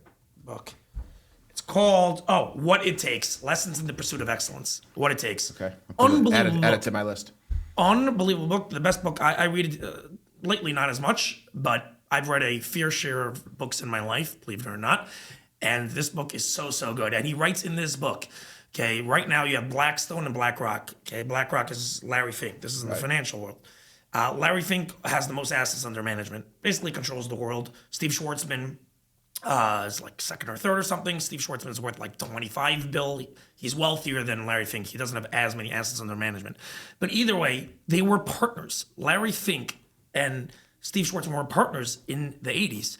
And they got into a huge dispute because Schwartzman and him had a certain financial agreement. And Fink was outperforming or something. And he came early for, call it a raise, call it a, he wanted to renegotiate and retrade on the agreement, and Schwartzman told him basically take a hike. And he says, my biggest mistake I ever made. And he says, it took me a long time to admit that this was the biggest mistake. But the idea, and he writes, the idea of us being on the same team is unfathomable. For me, not to have made the wrong decision, to have, it's it's this type of stuff. It's just, and there's so many good points in this book. I highly encourage everyone to read it. If you're someone who's into business, truly random, some of the greatest decisions I ever made came from this book, and they played out unbelievable. Check it out. Yeah. Anyways, because like I said, circling back, Open AI Musk started, and that's really why I was just trying to understand, because obviously ChatGPT now, you have you're not sure if you're writing something correctly. I don't know what the good terminology of saying that. Something's grammatically correct. Right. Pop it into ChatGPT, you sound like fucking some genius, literally a genius instantly. You're the greatest writer in the history of this generation, that. So no, these are very powerful tools. These are very, very powerful tools. Yeah, and it's definitely we use them. I'm saying my whole company is using ChatGPT every day. Right, it's integrated. And we're using it now for, let's say, when we get a new client, like we'll build a custom GPT for a client. So we'll take the client's website, all the client's materials, client's manuals, brand style guidelines, the work that we're doing, and we can now get media plans, optimization ideas, routines, messaging, concepts, and it's like it's a living organism. It's like an evergreen concept. It's something which gets better with time and with more information. And we use it in different ways. Like, again, depends. Like now, every single software you see is now you see AI assistant on every tool. You go into HubSpot, you go into your CRM, you go into Canva, you go into Google Sheets and Gemini. Right? There's every single tool has some AI integration. Some are better than others. Some are just putting lipstick on a pig, where it's just like a chatbot, but now we're just going to call it AI. But I think in my business, it's important to be aware of all these tools, like how they work, because clients are going to be asking for them, and they're asking, and then you're gonna ultimately need to find efficiencies, and like there's efficiencies for us to be had. And like the truth is, my business is like, we're not running it as efficiently as we could. Like, I'm sure there's redundant work that could be done better with AI that are being done by people, and people's time can be saved and we could get more done with less human resources. Yeah. Okay, but like I'm not running a ruthlessly efficient business. It's not what I do. It's so. Got it. I wanted to ask you something else I was thinking beforehand. When you started the agency in the beginning, obviously your father was in the beginning, like, can't even getting married, like what? And your father's obviously a neurologist, was doing something so out of the box, non-school related, like accepted? No, it was that, because by the time I was married, like when I got married, my relationship with my parents changed very dramatically, which was like, okay, now it's there. First of all, my parents, they love my wife. So like that was very validating to them. Like that a jackass like me could land a girl like that was very validating to my parents. I'm still trying to do that. Yeah, and my father says I have not succeeded yet. My father says that to me. He says it to me all the time. He's like, we really didn't think you were going to turn out, and very concerned. But you figured out how to marry a girl like that, and then I don't know, you're okay. So whatever the hell you're doing with Google is great, right? Make it happen. So they really could, at that point, like they still think that I'm in tech. Like I don't know if they really totally understand what I do. They think Google's going to buy you. It's like, no, Google's not going to buy you. Yeah. It's not how this goes. But okay, yeah. But that relationship, it changed. Like getting married was a big deal. Like it made a big deal in my relationship with my parents. Interesting. Yeah. I have a lot of questions on that, but I don't know if that's for this particular podcast this second. I'm open. We could talk I know about you're an anything. open book. I know that. But truthfully, I'm curious about this book. I really do have a lot of questions. I really have a lot of questions. It's. I'm not kidding. I don't know anyone else who's written a book, like a novel. In the beginning, it almost like when I first heard about it. By the way, it wasn't from you. I first heard about it from someone, like a friend of ours, a mutual friend of ours, and I was like, he's writing a book for kids 9 to 14 years old. Like, it's the weirdest thing. It's very weird. And then I started thinking about it. I'm like, this is like interesting. This is, and especially when you showed me the book, when you called me. There's no one else that I know. There's a level of creativity in this that there's no one else that I know that would honestly have the balls to do this. This is obviously, this is probably a tremendous financial undertaking. Yeah. And a tremendous time undertaking. So tremendous. What does the time look like, and what does the financial undertaking look like? So, first of all, the book's available for pre-order. So this book comes out February 4th. These are what you call advanced reader copies. They're ARCs. So there's a badge on the front that says advanced reader copy, not for resale. And the back has the PR company's information, the publisher, ISBN numbers. If you order this book on Amazon, you go to Amazon, you type in my name or type in Georgie Summers and the Scribes of Scatterplot, you can go to Barnes and Noble. I'm gonna plug the hell out of you. Don't worry about it. Well, you could also walk into a bookstore and it's distributed widely. So it's gonna be a hardcover with a dust jacket and everything. And this version here will still have some grammatical errors. A couple characters might be a little bit different, some dialogue, some chapters. Okay. Anyway, so I remember from a very young age, liking the idea of writing. 8th grade, 9th grade, I used to write short stories. Just for myself. Was it therapeutic? It might have been therapeutic. But they were like a little bit dark. So one short story I wrote in 8th grade was about a kid who killed his rabbi. No. It was not that on the nose. Okay, so this kid was hitchhiking. He walks out of a gas station. I remember this scene. He's an 8th grade kid. I was writing about kids my age, so I don't know. Puts him at 13, 14 years old. I'm not sure what happened to his parents or why he's hitchhiking. That was just sort of backstory. It's a short story. So he hitchhikes, and he gets picked up by this driver who keeps fidgeting with something in his chest, and the kids keep saying, "I have to pee," and the driver's not stopping, and he's speeding up, and he's like, "Well, you could just pee in a cup," and the kid starts getting freaked out. He's like, "Just let me out," and he's starting to and it was part of this thing of I'm going to be rebellious and hitchhike, and then you start getting creepy. Well, now I took it too far. I want to go home now. Sounds like a nightmare / a horror movie. Yeah, it's so it was a little sort of a horror thing, and the driver doesn't let him out, locks the doors, and he's fiddling with his defibrillator. He's going faster and faster on the highway, and it turns out that this guy has a heart condition. The driver is this old man with a very bad heart condition. And he says something to the effect that I remember I did some research that he has to eat a certain amount of certain types of sugars or whatever to keep his heart healthy. Now the metal defibrillator is frying, and he's going faster and faster. The kid's screaming, and all of a sudden they go between two trucks and it blacks out. And then the story fast forwards to this boy who's now a grown man, and he didn't die, but he became severely deformed from this accident. And he has a defibrillator and this and that, and he's driving along the road and he sees a boy hitchhiking. And he picks the boy up into his truck and locks the doors. Oh, and that's how the story. This is some deep dark shit. And that was 8th grade. Oh wow. So I liked writing those types of dark stories. So I grew up. So Stephen King. Stephen King's my favorite author. So Stephen King wrote books like The Shining, It, Salem's Lot, Carrie, the Dark Tower series, The Green Mile, The Shawshank Redemption. I've read everything Stephen King has ever written. So I think I had that element of I enjoyed things that were a little bit darker, a little bit more psychological. That was his genre.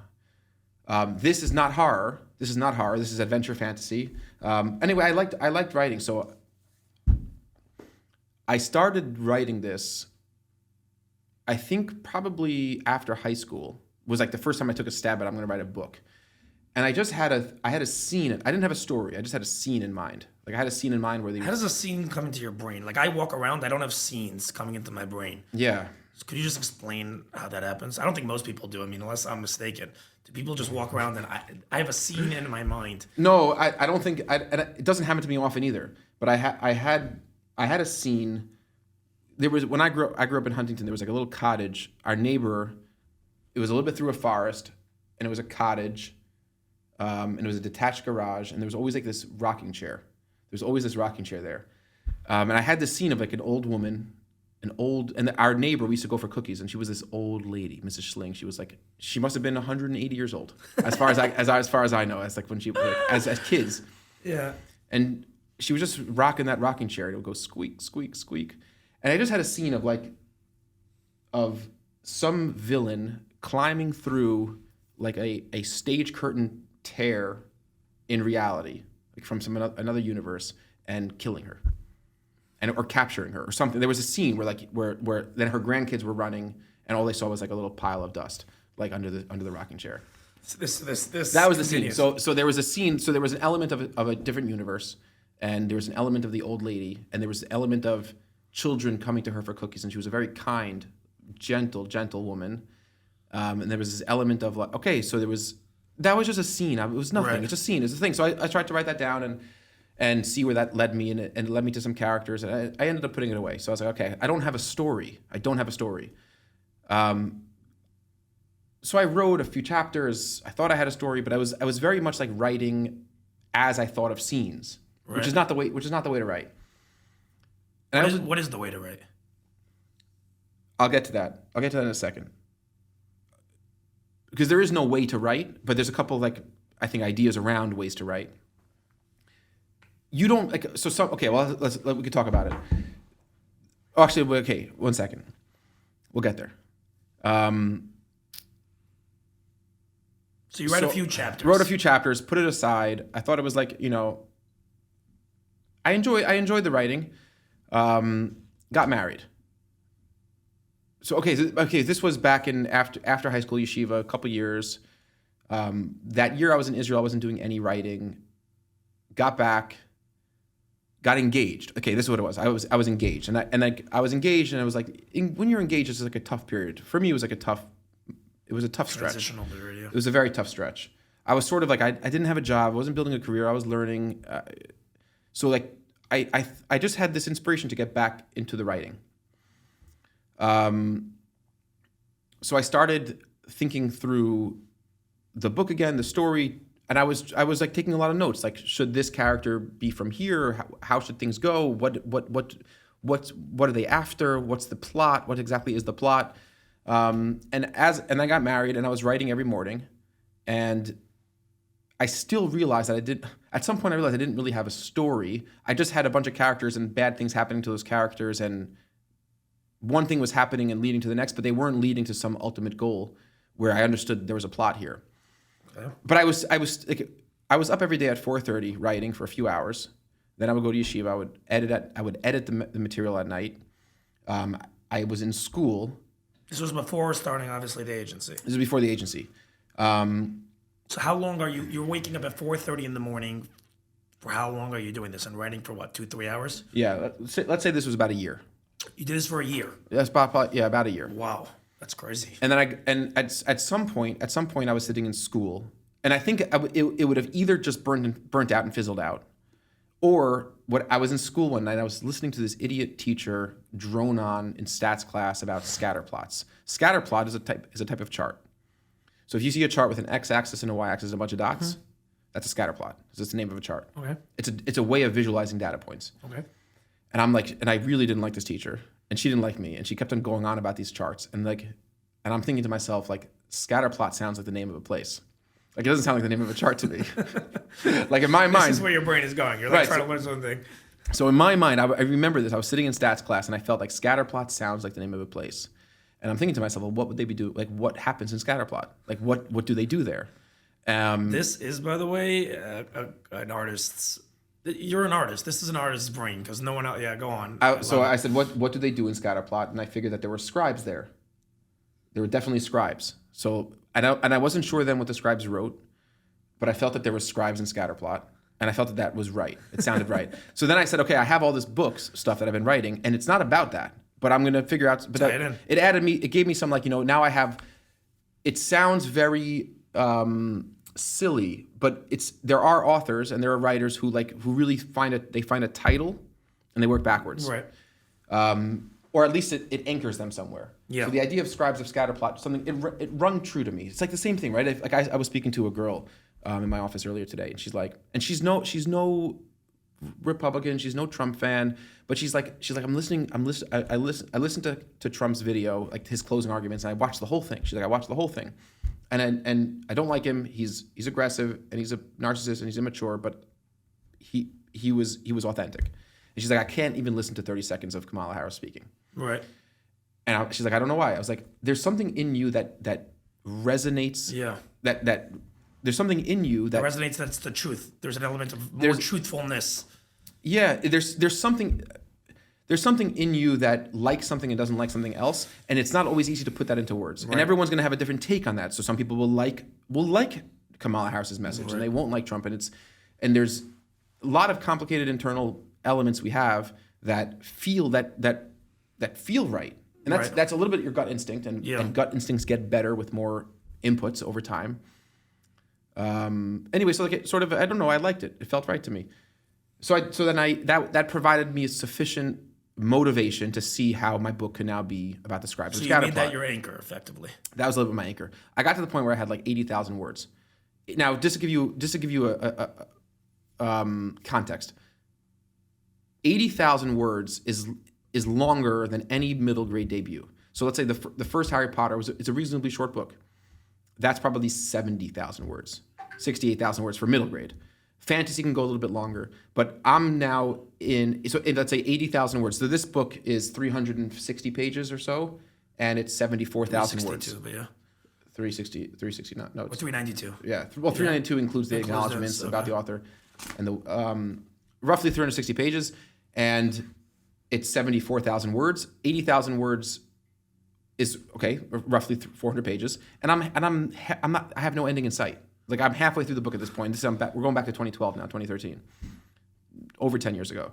I have no ending in sight, and the writing is awful, god awful. Like when you say the writing is awful, what does that mean though? It means that I look back at some of those paragraphs now, saved on a Word file, and I want to take my old self, shove me up against the wall, and smack myself in the face until I'm bleeding, because it's embarrassing. What part?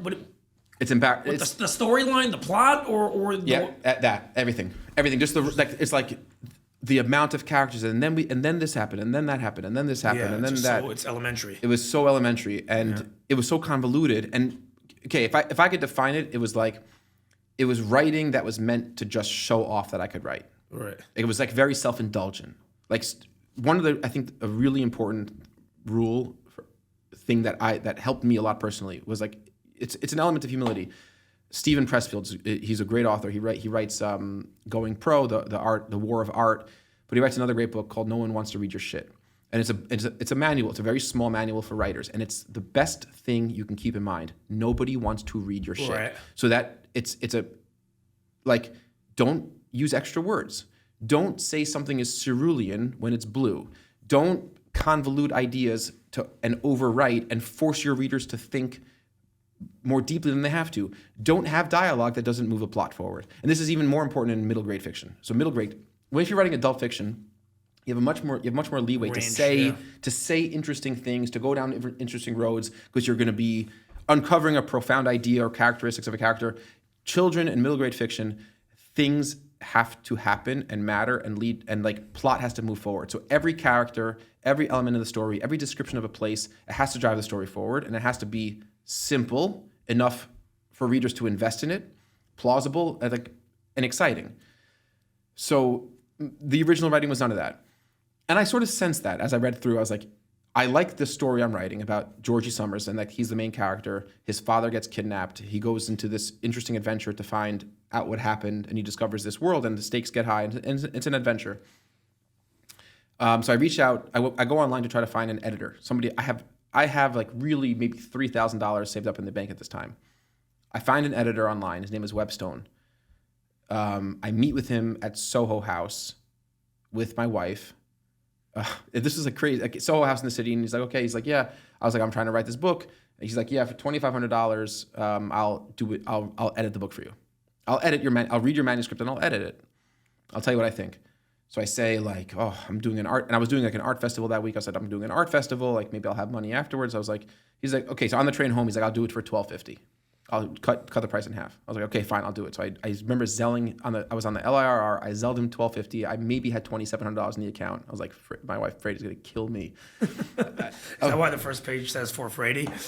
Yeah. Now I also in the acknowledgments I also mentioned Webstone. So I again fast forward. Okay, all right. So then he a week later we meet we meet back in the city, and he's like Isaac, not only is this not. He says you're a good writer. He says you're a good writer. You have a shockingly poor like ability to write a story. He's like, you're a good writer. Like your sentences are strong. Your dialogue is strong. You have no sense of story. And that was the first. It was very disheartening, because it took me a year getting up at 4:30 to put these 80,000 words together. And he's like, what you have here is notes. They're notes for a book. They're not even very good notes, but they're notes for a book. So would you say story and plot is interchangeable words? So he's in a way, yeah. You don't have a story. Got it. Okay. And you have to understand that what he said was like something that really stuck with me for 10 years. And I think it had made a big impact on my ability to start an advertising agency, because what you say is much more important than how you say it. And we tend to get, and it's the same thing with web design. It's the same thing with writing. What you say is a lot more important than how you say it. So I was very obsessed with like good vocabulary and good sentence structure and dynamic writing, but that's all the how you say it. The what you say is this a story that's interesting. And if you look at a lot of very popular books, take James Patterson for example. He's probably the best-selling author of all time.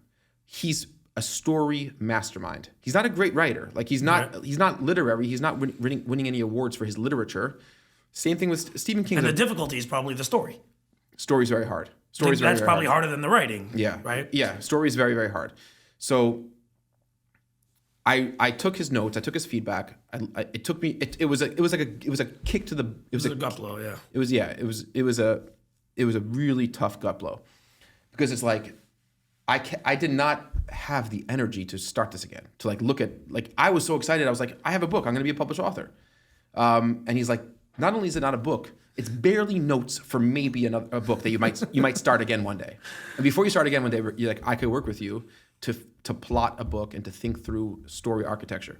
And something that he taught me. Okay, so that was that. And I went home that day. I literally put the stack of printed papers in my desk drawer in my little apartment, and that's where they stayed basically for the next decade. Wow. And I didn't have I just didn't have. You're burnt out. It sounds like it was like utter burnout. Yeah. And just the idea of starting it again was like a bridge too far for me. So I said, okay, we tell ourselves stories. So I didn't say I'm just giving up, because I would never say those words to myself. I say I'm going to put this here for a week and I'm going to call him back in a week. And then that week turned into a month. But okay, so I started an advertising company, Adventure Media. We talked about that, grew. And I want to say about roughly 4 years ago, over the years, I thought about the book. It's in the back of your brain. Every once in a while, I would think Georgie Summers, the scribes, the characters, Charlie Fenton, Rolly D from Bluff. Like I had these different characters. They were characters that I had created. You just like walking around the street and being like, "Yeah, there's Georgie Summers over there." No, I don't. It's a little Georgie over there. Probably in my mind, in my own brain. I don't think I talked out loud.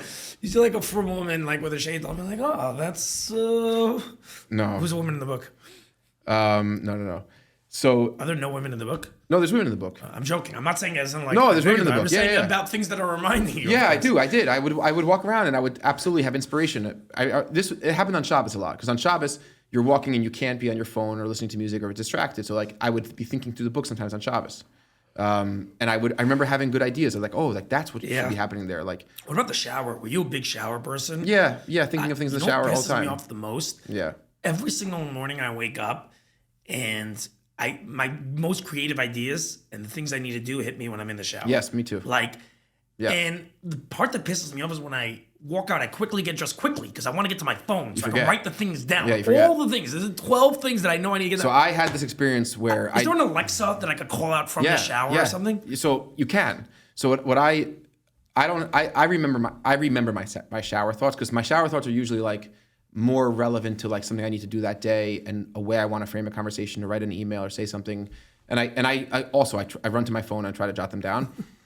But when I got back into writing the book, I was on, like, if I'd be on the Peloton, I just downloaded an app called Otter, which you could just talk into it, it'll transcribe it and save it. It's like voice notes, but it'll give you a transcription, text it to yourself. It's actually, it was useful.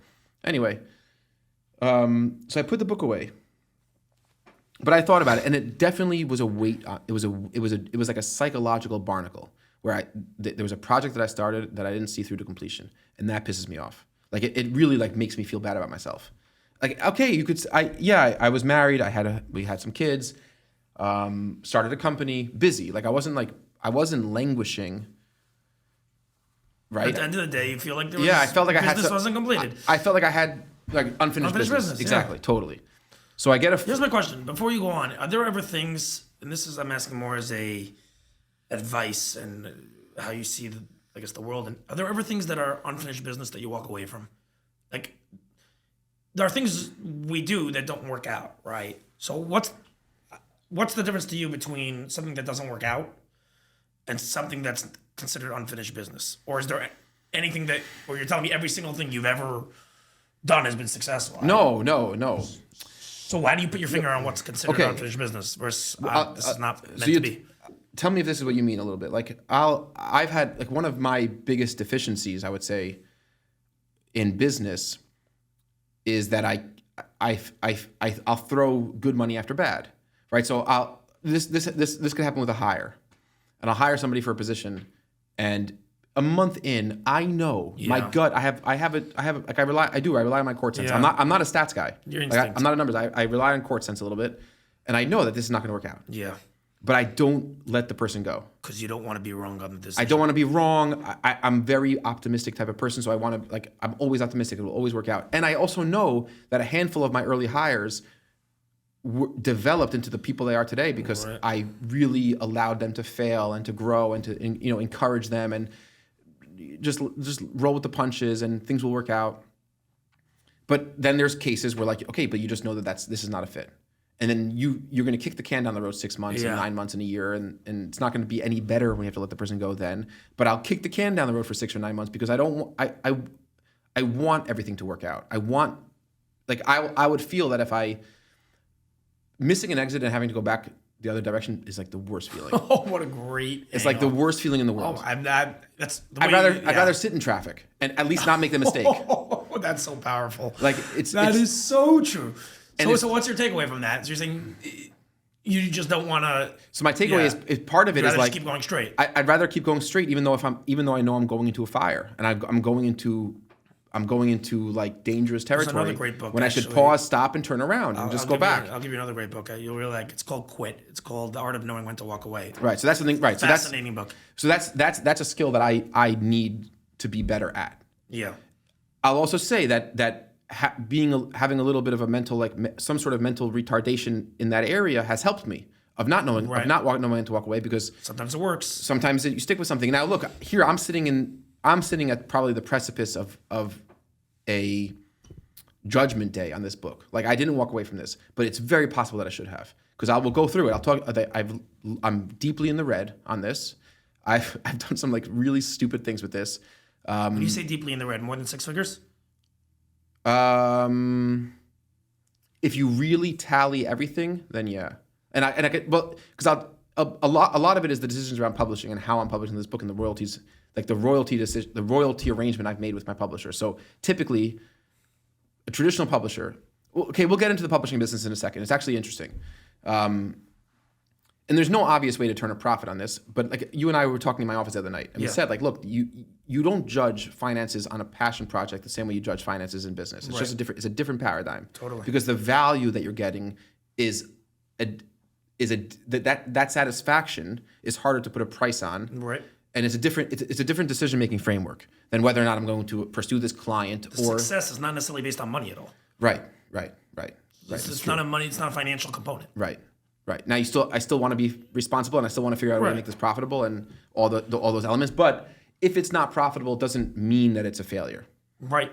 But to me, if it doesn't sell and I don't get positive feedback, I view it as a failure. Right. So I have people that will argue with this to me like tooth and nail. They'll be like, you're a sellout and art should be art for your sake. And I just don't feel that way.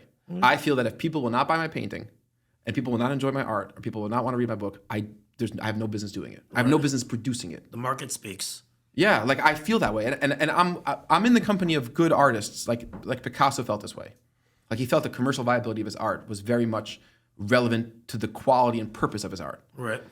We could talk about how, if current culture and the world has changed their opinion on that because of in general where we are with. Yeah.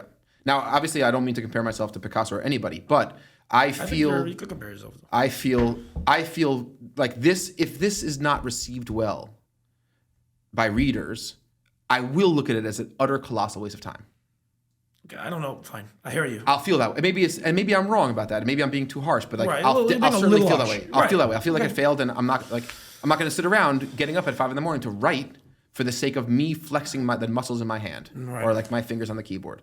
Now I don't mean to like, I'm not that pessimistic. Writing advertising copy for 10 years absolutely allowed me to write this book again. So, okay, anyways.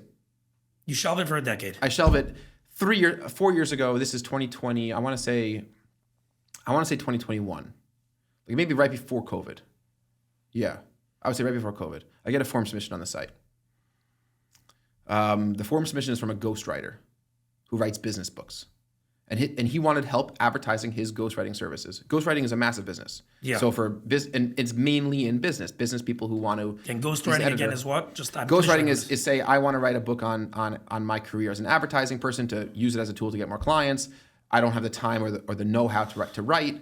I'm going to hire a ghostwriter to interview me to get all the information and put onto paper. Put it onto paper. And now so there are some very, very successful, famous ghostwriters. So one of my favorite business books of all time is Shoe Dog by Phil Knight. There's a ghostwriter? Ghostwritten. You know if it's Yes, ghostwritten? yeah, no, and you could look it up. You know who the ghost. He's very famous. Morgenstern. He wrote a book called Ghostwriter is a ghostwriter. I thought that's the No, one. but the big ones are. so he is. The big ones are very well known, and they get paid a lot of money, and they're very well known. So Open, Andre Agassi was the same writer.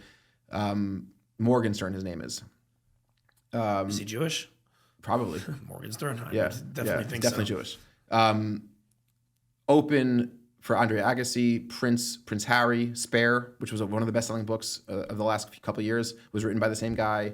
But it's the good ghostwriting is collaborative process. Right. So there's interviewing, but they're the ones doing the writing. Yeah.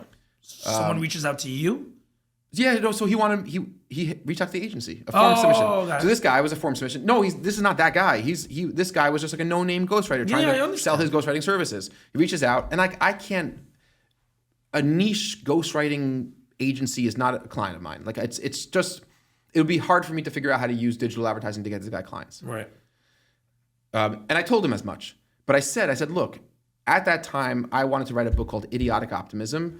The subtitle was something like a pocketbook or a handbook for ordinary people who want to achieve outsized outcomes, something like that. Forget the subtitle. Yeah. But the title was Idiotic Optimism because it was something I spoke at lectures about at marketing conferences. And I thought I would purely use it as a business development tool. Same way my course was content that people would purchase, watch, and then reach out to become a client for our managed services for the agency. A book, you get it into the right hands, people read it, it could be a content marketing tool. So I wanted to write a book. So I said, you know what? And I had started writing a few chapters, but then I thought, I'm running the agency, I have family, different things going on. Like I just don't have the headspace to really sit down and put this book together. This guy rolls in. So I said, you know what? Maybe instead of you hiring me to do advertising, maybe I could hire you to help me write this book, write my business book. And then he's like, okay, whatever. We start talking. And every time I have this conversation about like the process and the fees around Idiotic Optimism, I keep on saying like, I have a book that I started, I didn't finish. Right. And then I said, you know what?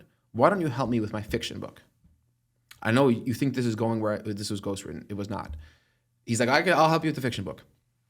He flies in, I meet him, I pay him like way too much money up front to like, and what he was going to do is I was going to write it, but he was going to help structure the book, go through plot, story, be sort of collaborative partner in getting me back on track.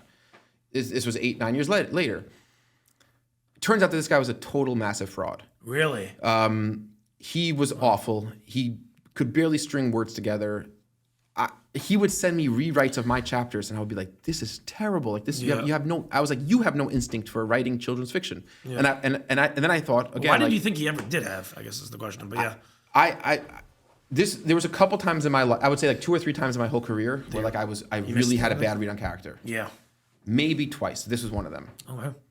I've definitely hired people that didn't work out, but not as a bad judge of character. Like what's the character? Just talent. No. More than not talented, like lazy? lying, Right. lazy, right? Like full of shit. Manipulative, full of shit, right? Maybe twice. And I would say usually I think if you, I do, like I tell people, like I have a very optimistic view on people that I meet. And you could look at it 2 ways. You could look at it, like I'm a really good judge of character. I don't think that's true. I said, I think most people will want to prove you right. If you treat somebody in a way that broadcasts, I really think you're trustworthy, I really think you're capable, I really think you're competent, they will want to prove you right, by and large. And whether or not somebody is of a certain character might be very related to how you treat them or how you perceive them or how they feel that they're being perceived by you. Okay, so this guy was not that. He was an absolute asshole. But even when he would send me rewrites, I'm like, am I crazy? Right. So I would send it out anonymously. I would do an A version with my name off it and a B version. I sent it out to 10 people because I'm a little neurotic when it comes to like writing somebody off. I don't want to write somebody off. Right. Like this guy is a professional. I'm not a professional writer. He's sending me back rewrites that every fiber of my being is screaming in protest. So I would send it out to like 10, 15 friends, people, family, and like they would all write back that version A was like commercial, readable, and good, and version B was nonsense, and you cannot even decipher it. So version A was mine, except for Ben Packer, who's my brother-in-law, and he himself is a psychopath, and he's an artist, and he's a poet, he's an abstract artist, which makes sense for his personality. So like, because the moment he reads something that's commercial and sensible as a chapter, it's like, no, this is not art. Yeah, great. So I was 10 for 10. I'm happy that Ben said that he preferred that one. 11 for 11 now. Right. I'm happy he preferred whatever. Okay, so I said I can't work with you anymore. Fired him.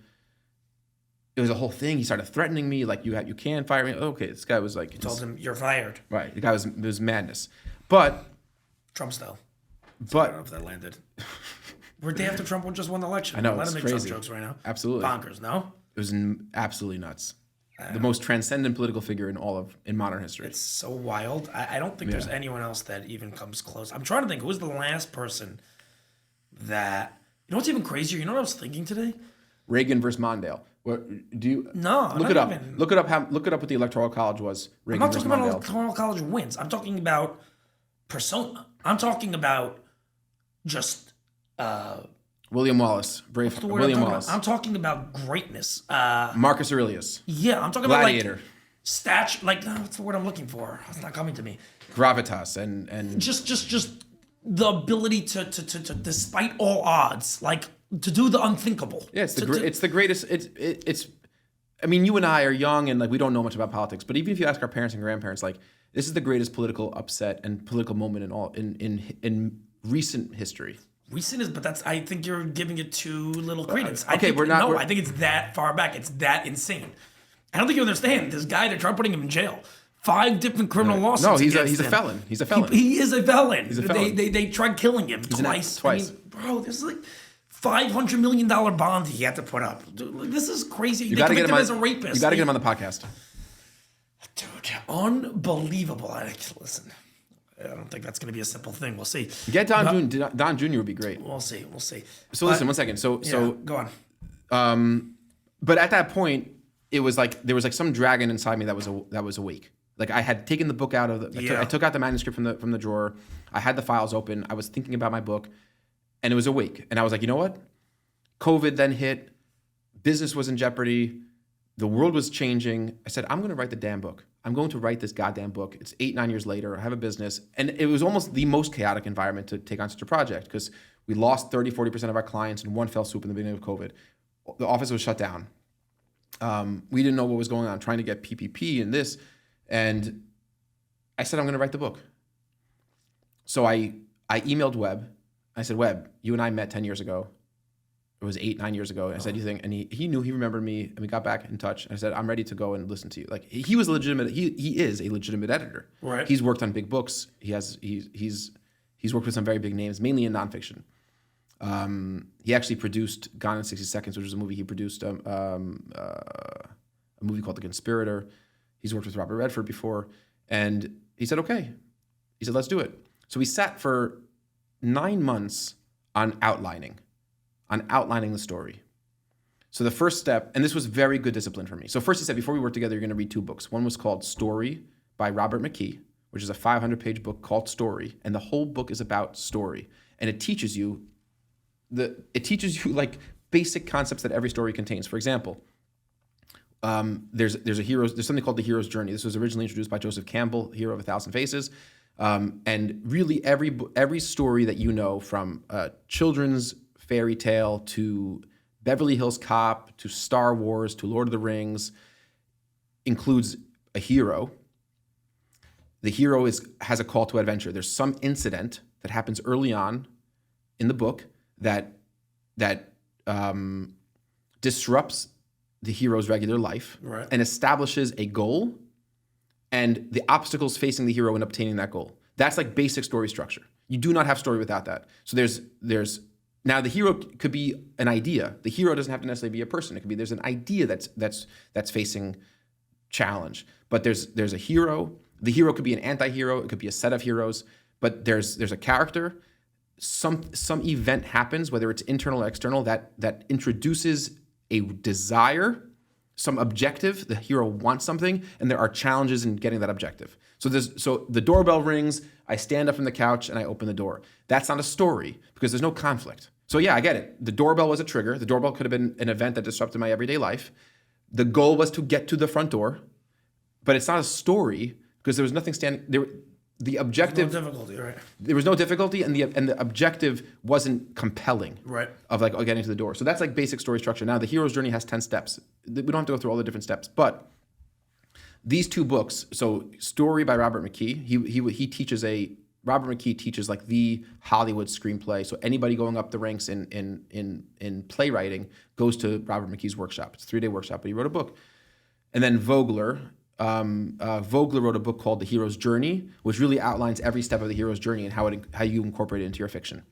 So I read those books. I read them 3 times, notes, underlines, annotations, and then I enrolled in a bunch of like online story courses, watched all the courses, and then we sat down and we spent 6 months with Webb outlining the book. So like the outline was, first, what is the ending of the book?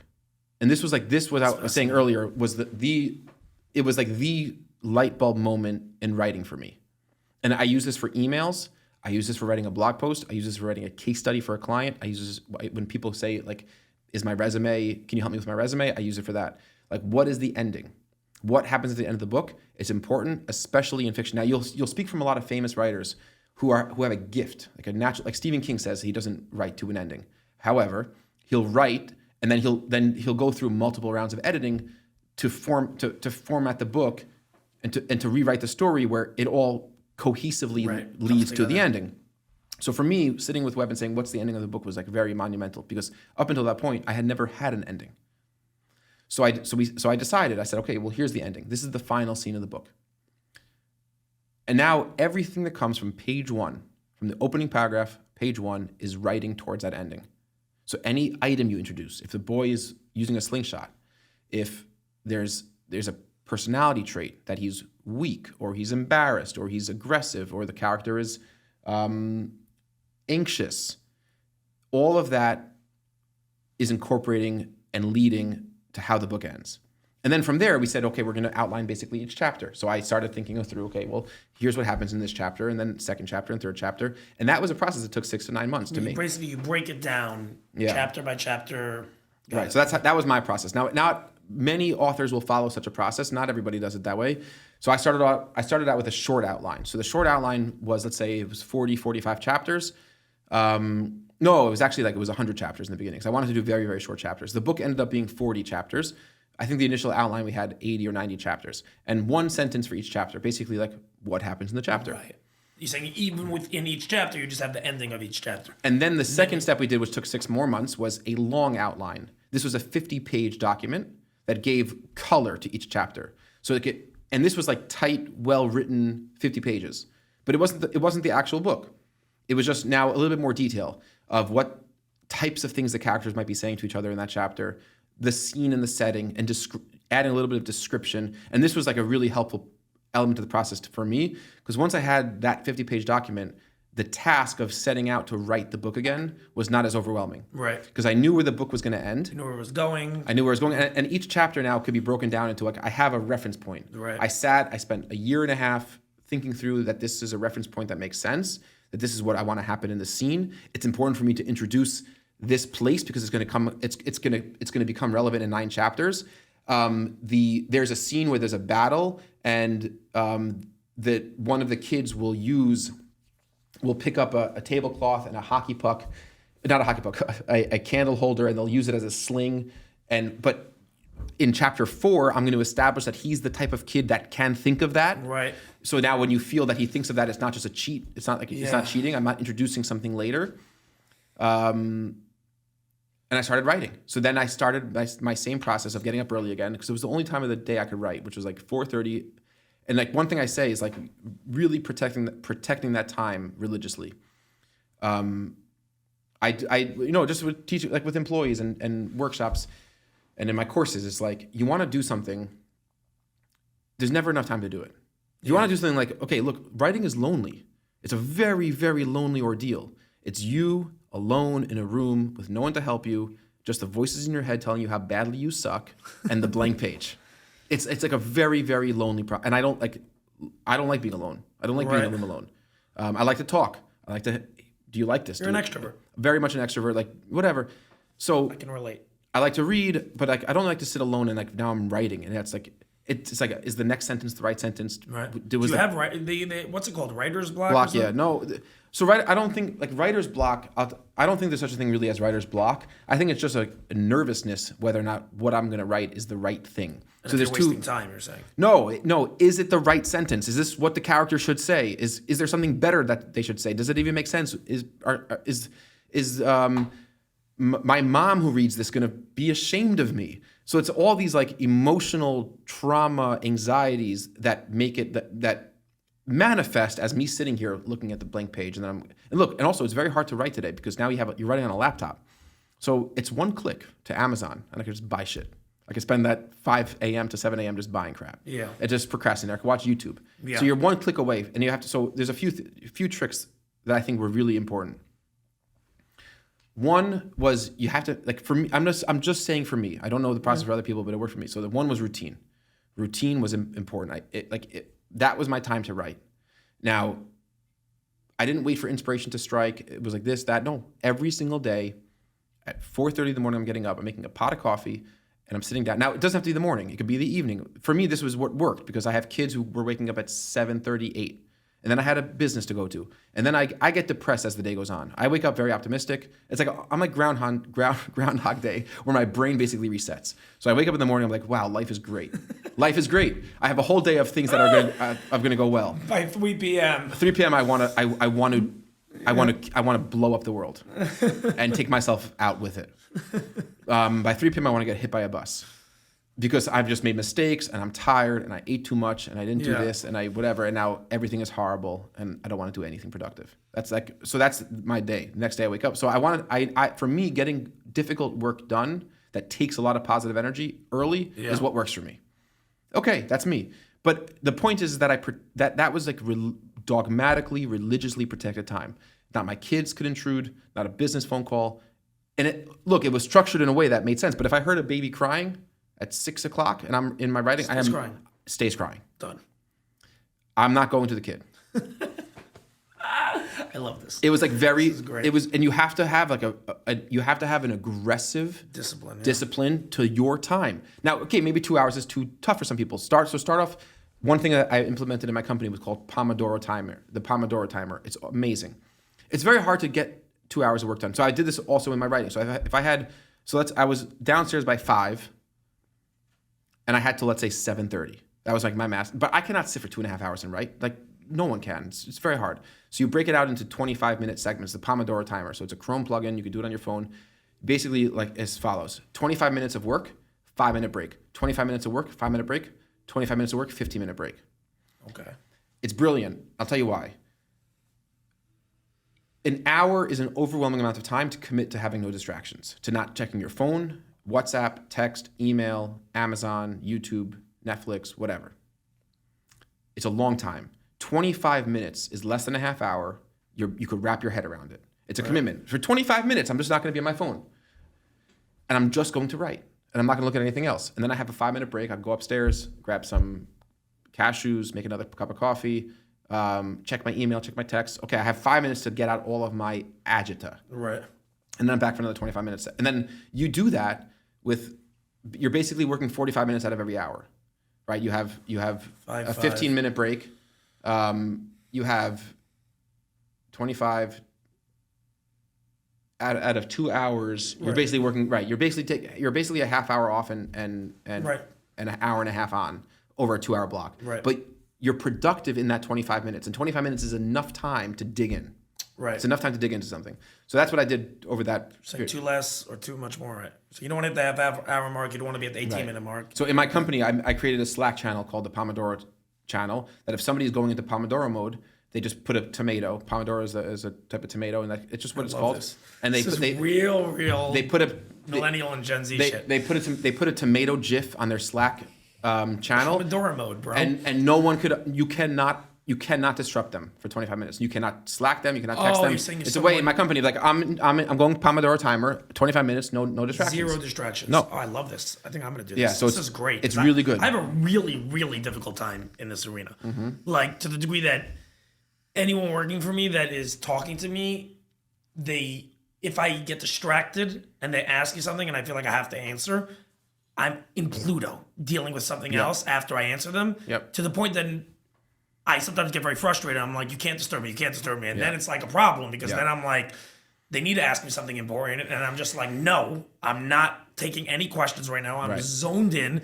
And then it's just like I'm being an asshole. So it's like, I'm always stuck. This is very helpful. So Pomodoro timer is very, very good. I like this. Okay, because that was one thing. So one thing was like breaking up the time into manageable blocks and staying disciplined. Routine. So it was the same time every day. And I was religious about that time. Like even on days where I was upset, I was in a fight with my wife, or I was exhausted, I got up. Now I fell out of it like here and there. Like I'll go 3 weeks, I couldn't get up in the morning, but like I try to get myself back onto it. The next thing was something called the most dangerous writing app.com. It was like game changing for me. So you're talking about writer's block, and you're sitting there and like, I don't know what to write, blah, let me think. And then an hour and a half will go by and you just had thoughts and you didn't put anything to paper. So the most dangerous writing app.com is a word processor online, and you select a length of time first. You say 5 minutes, 10 minutes, or 15 minutes. So let's say you select 10 minutes. You start typing. If you stop typing, everything you've written gets deleted. There's no way to save the writing if you stop until you reach the end of the 10 minutes. Now you can go. Let me say you need 2 seconds. To you just like lose it. out. Okay. How much time you do you have? You have 2 seconds. I think you have 2 seconds in between. What happens if your keystrokes. brain is not? Does it have something That's to say? the point. The point is that you have to say something. So you have to just keep writing. You don't have time to think. You do not have time to think or overthink things. This is trippy. I would probably have a panic attack. By the way. Yeah. So I would lose my shit. The first time people, I'll tell you. become so anxious. I'll have to tell you a quick story. I'd throw my laptop at the wall. My kids, my wife, everyone would wake up. I'll tell you a quick story. So there's something called hardcore. If you toggle on hardcore mode, you can't even see what you're writing. It's just all blurry. And then after 10 minutes, it becomes clear, and you could save it into a Word doc or to Google Doc. It's very, very useful. So just literally last week, a girl in my office. Do you ever get in your head, as you're like 6-7 minutes in, and you feel like you have something good that like? Yeah, then you can start writing something good, and then you'll know. No, but you've already wrote something good, but you're scared that if you stop for 2 seconds, you're gonna lose it. So you're just like, what am I writing? You just freeze. Totally. No, you keep. Oh, no, and also right when you freeze, the edges of the screen start going red, and you know that you got to keep writing. Oh man, I just start writing about random shit. Yeah, that's so literally. Very good. Okay, so we just had LeBron last night, Tom Brady. Back to what I was writing beforehand. So I send out a weekly newsletter every Wednesday, and these 2 girls in my office manage it. So one of the girls, Nina. This is her job. This is she does this, and she wanted me to write. She was having writer's block, and she wasn't sure what to write about. A few ideas for social media posts to promote one of our courses or something in the newsletter. And I said, Nina, you could write this. She's like, I can't. I have no idea what to write. You just write it. Fine. So I pulled up the most dating this app for her. I said, I'm clicking 5 minutes, and you just need to start writing whatever's at the top of your head. She's like, and she was like you said, she was like basically in tears. Like I'm not going to do this. And she sits there, and I force her just to start writing. It doesn't matter. No one's going to judge you. Just write. And she starts writing about, okay, Isaac's my boss, and I'm supposed to be doing this. I'm supposed to do this thing. He told me to do it, and he's always complaining about how there's not enough time in the day to get everything done, and we don't do everything so high quality. But high quality is what we do here at the academy, and all of our courses are high quality. Blah, blah, blah. And all of a sudden, she starts writing, and it's gibberish, but within the gibberish are out of different ideas. Very, very, very good ideas. But most of the time, what prevents you from putting the words down on paper is not the lack of ideas, it's the polish and the formatting and the delivery of those ideas that makes us so insecure. So I said, great. 5 minutes went by. It was a block of text that's just rambling. And I took the block of text. I went into ChatGPT. I said, okay, we need this. This was what you call it. This was free form writing. We need 6 polished social media posts for the Adventure Academy, and the GPT already knows what the Adventure Academy is, and you need to use themes from this block of text and format them into posts, right. Which it did, obviously, in a second. Yeah. And they were very much her own creative ideas, and there were some very good creative ideas in there about okay. Anyway, so that was the most dangerous writing app, and then allowing yourself to be your best editor. So a lot like I'm a better editor than I am a writer. Most people are. It's easier to look at something written and critique it and say, okay. Georgie felt a warm blast, then he was thrown from Bugle's back. He landed on his ribs and slid backward until he collided with a boulder. A cool trickle of blood ran down the back of his neck. So what would be the difference between being an editor and? So I could look at that paragraph and I could make it better. I could say, you know what, I would probably knock out this first 3 words. I would just. You know every word in this book. Tooth comb? No. Okay, no, I don't. I mean, I wrote them all, and these chapters have been edited over 100 times. So you've gone through it. I've gone through it many times. I've gone through it many times. Like I know where I am in the book. Like right, no. I'm saying, are there extra words? Are you like Rashi right now, or not? No. Extra, I wish. Okay, I will get to that. No, this book could be a lot more polished. Every time I read it, every time I read through it, I make more edits. But at a certain point, you have to ship. You have to just get it done. You got to go. So this book could be better. Obviously, like it's. I could be a better writer. I'm looking at each of these paragraphs, and I could say, okay, I would change this word around. But at a certain point, you're just in your own head and you're procrastinating. Yeah. So that's editing. So a lot of, for me, overcoming my writer's block in the morning when I was like, I don't know what to say in the next chapter. I don't know what to say in the next sentence. I say, it's okay. There's a very good editor that's going to come later and fix it for you. And that's me. So it was like almost like a psychological trick. Right. Just it'll put it down on paper. It's going to suck.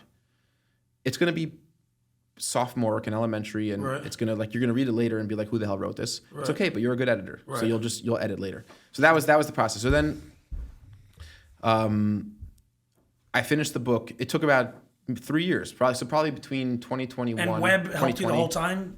2020, this was. He was so once I got the outline, once him and I collaborated on the outline, that was it. So I wasn't working with Webb after that point. Like I started just writing the book. Then you started How many of what you originally wrote, the first 80,000 words? None of it. Prior? None of it.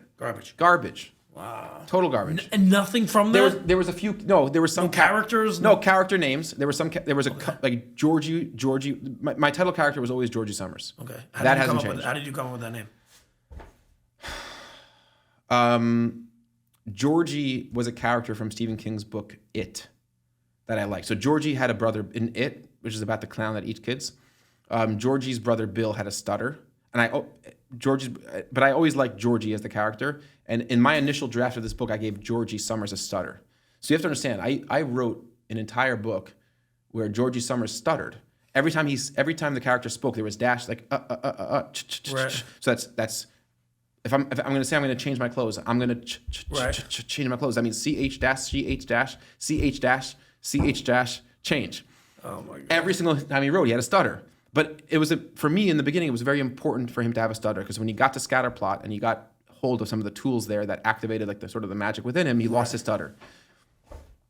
Now, I spent a year, so let's say 2020, I worked with him until 2021, took 3 years to write the book again, and then I spent a good year querying agents and dealing with the publishing business. Can you talk about that for a second? Because yeah, that's the most interesting part to me. Yeah. So let's talk about how. Okay, let me tell you a little bit about. Okay, so the book was done. Now I finished the book and I was at 150,000 words. I was at 150,000 words. Way too long.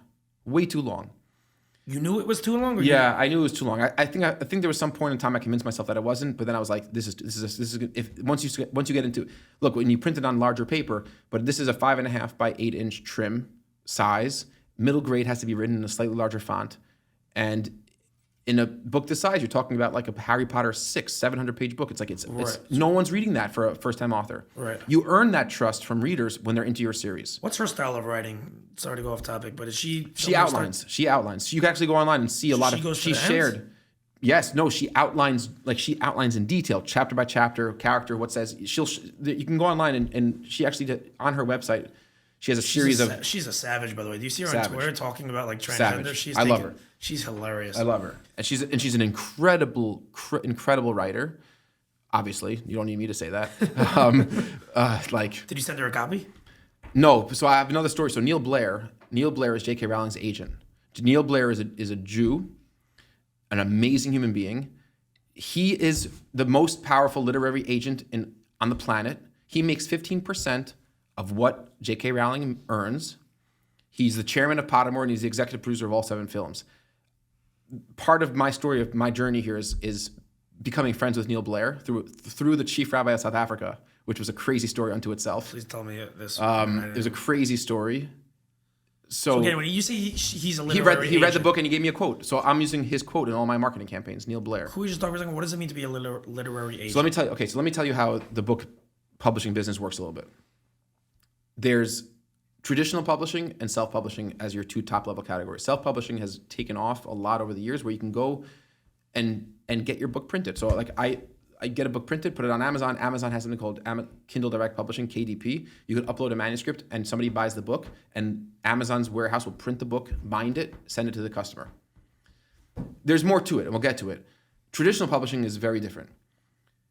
In fiction, you finish your book and you have to get an agent, because you cannot sell, an author cannot sell a book to a publisher directly, because publishers do not buy books from authors. Publishers buy books from agents of authors. It's not easy to get an agent. An agent is somebody, just like in the sports world and the movie world, will work on behalf of the talent, and their income is a commission, a 15% commission on the author's or the talent's lifetime earning. So a movie star or an athlete, they have agents. They do not pay their agents salaries. No legitimate agents charge a salary. So if you're publishing a book and you reach out to some agent you found online and they say, yeah, I work for $1,500 a month and I'll sell your book to a publisher, run. It's an illegitimate agent. Agents only work on commission, which is why it's very hard for a first-time writer to get an agent. Right. Because there's over 1,000 agents in the United States. That's it? Yeah, it's not. Well, there aren't that many. Call it 2,000 literary agents. 2,000 legitimate literary agents in the U.S. Not a lot. There's a goddamn ton of books on the freaking internet. Not a lot. I think there's a couple thousand high-quality agents. Okay. An agent. Well, look. There's. You have to look at new books being published every year. Also, like how many new books are being published every year, and agents could be working with hundreds of clients. They're taking on hundreds of deals a year? Big agents will have. No. An agent will get. So an agent will get 8,000 to 10,000 query letters. A query letter is the first letter, email. Now it used to be a handwritten letter, but now it's email that an author like myself will write when they're looking to find an agent. So you go on. There's directories that you could there's directories online that you could find all the different agents. What genres they specialize in. What type of books they're looking for. So then a lot of agents just do nonfiction. A lot of agents just do adult fiction or pop fiction or crime or noir or children's fiction or middle grade or just fantasy. Now, and then every agent has their every agent has their guidelines, how they want the query letter to be formatted. So some agents want a sentence about you, and then they want the first chapter of the book attached as a PDF. Other agents want a synopsis of the book in the body of the email. Right. But the basic thing is, it's like, hi, I'm Isaac Rudansky. I wrote a book. I'm seeking representation for my middle grade adventure series called Georgie Summers and the Scribes of Scatterplot at 74,000 words. I give comps. It's like Amari and the Night Brothers by B.B. Alston. It's like Skandar and the Unicorn Thief by A.F. Stedman. It's about a boy who, whatever, you give a little synopsis, and then you say why you wrote the book and why they should represent you. And then you attach the first chapter of the book. So agents will get 10,000 of these queries a year, and they'll take 2 clients a year. 2 to 3 clients a year. 10,000 will take 2 to 3 clients a year. It's like you have basically a 0.025% chance of getting an agent. Why won't an agent take on, you're saying they're already repping other clients. You're saying they have tons of books that they're already repping, so whatever those sales make, they also it's a large risk, because if they take you on as a client, they're going to be working for free for many hours, editing your book with you, polishing your book, talking the to you. The agent you're saying edits your book with you. An agent could often moonlight as a little bit of an editor. So they'll read the book, they're going to suggest some changes, Right. you're going to rewrite it. So it's just a lot of time. Right. And then the agent's job is to sell the book to an acquisitions editor at a publishing house. 99% of books that are printed in the United States are controlled by 5 companies. Hachette, HBG, Penguin Random House, and Macmillan. It used to be the big 5, but Penguin Random House are now one company. So what's like, let's say Simon Schuster, for example. And Simon & Schuster. So I'm saying it's Simon & Schuster, Hachette, Macmillan, and Penguin Random House. Those are the top. The 4. Really?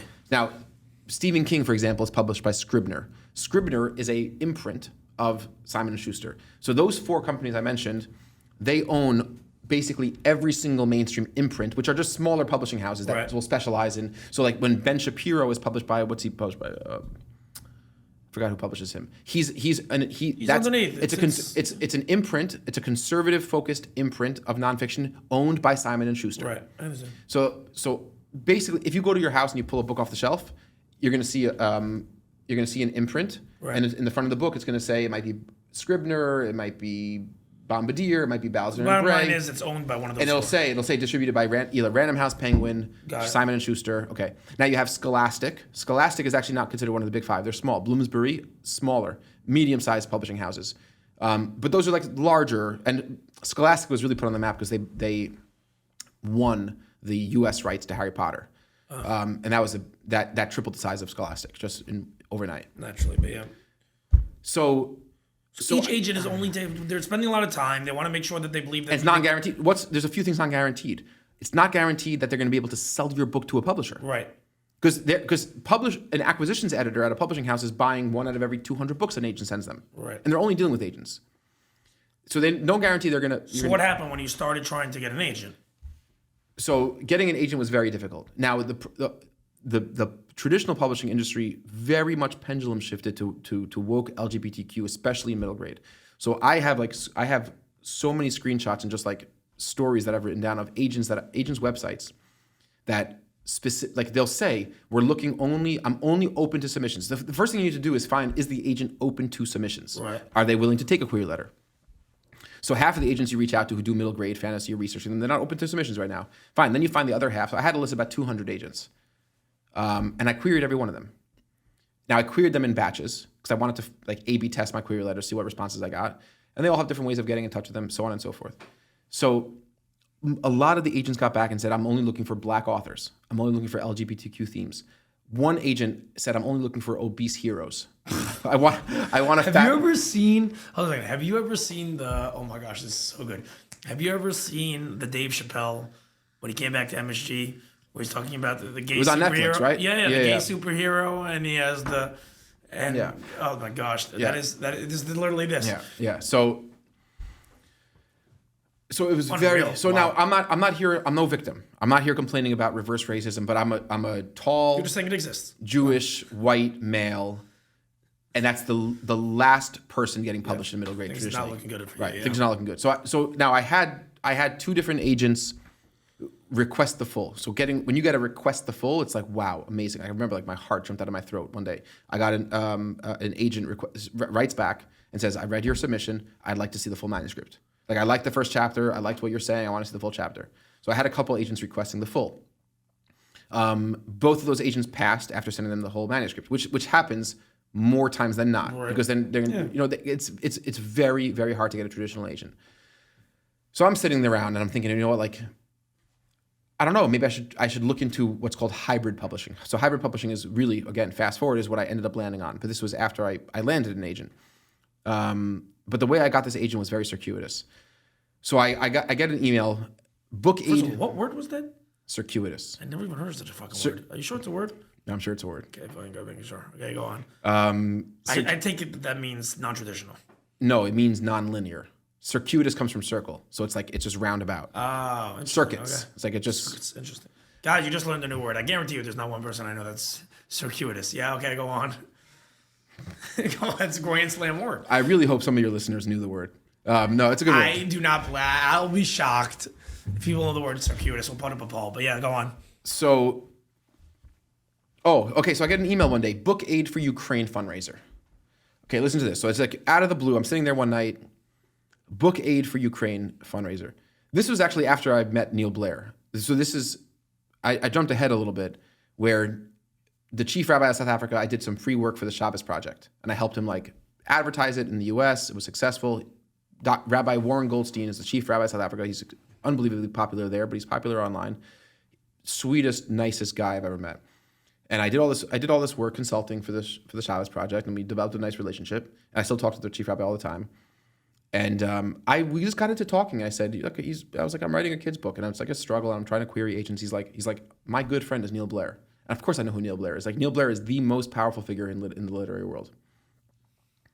I said, can you make an introduction? He said, sure. So he introduced me by email to Neil Blair. Responds. You don't understand. Yeah. This guy is J.K. Rowling's agent. Yeah, it's bonkers. It's bonkers. He was partners with Christopher Little. The Christopher Little literary agency was Christopher Little, who's now dead, Neil Blair as partners. There was they signed J.K. Rowling. They published by Bloomsbury in the UK. Scholastic bought the rights in the US.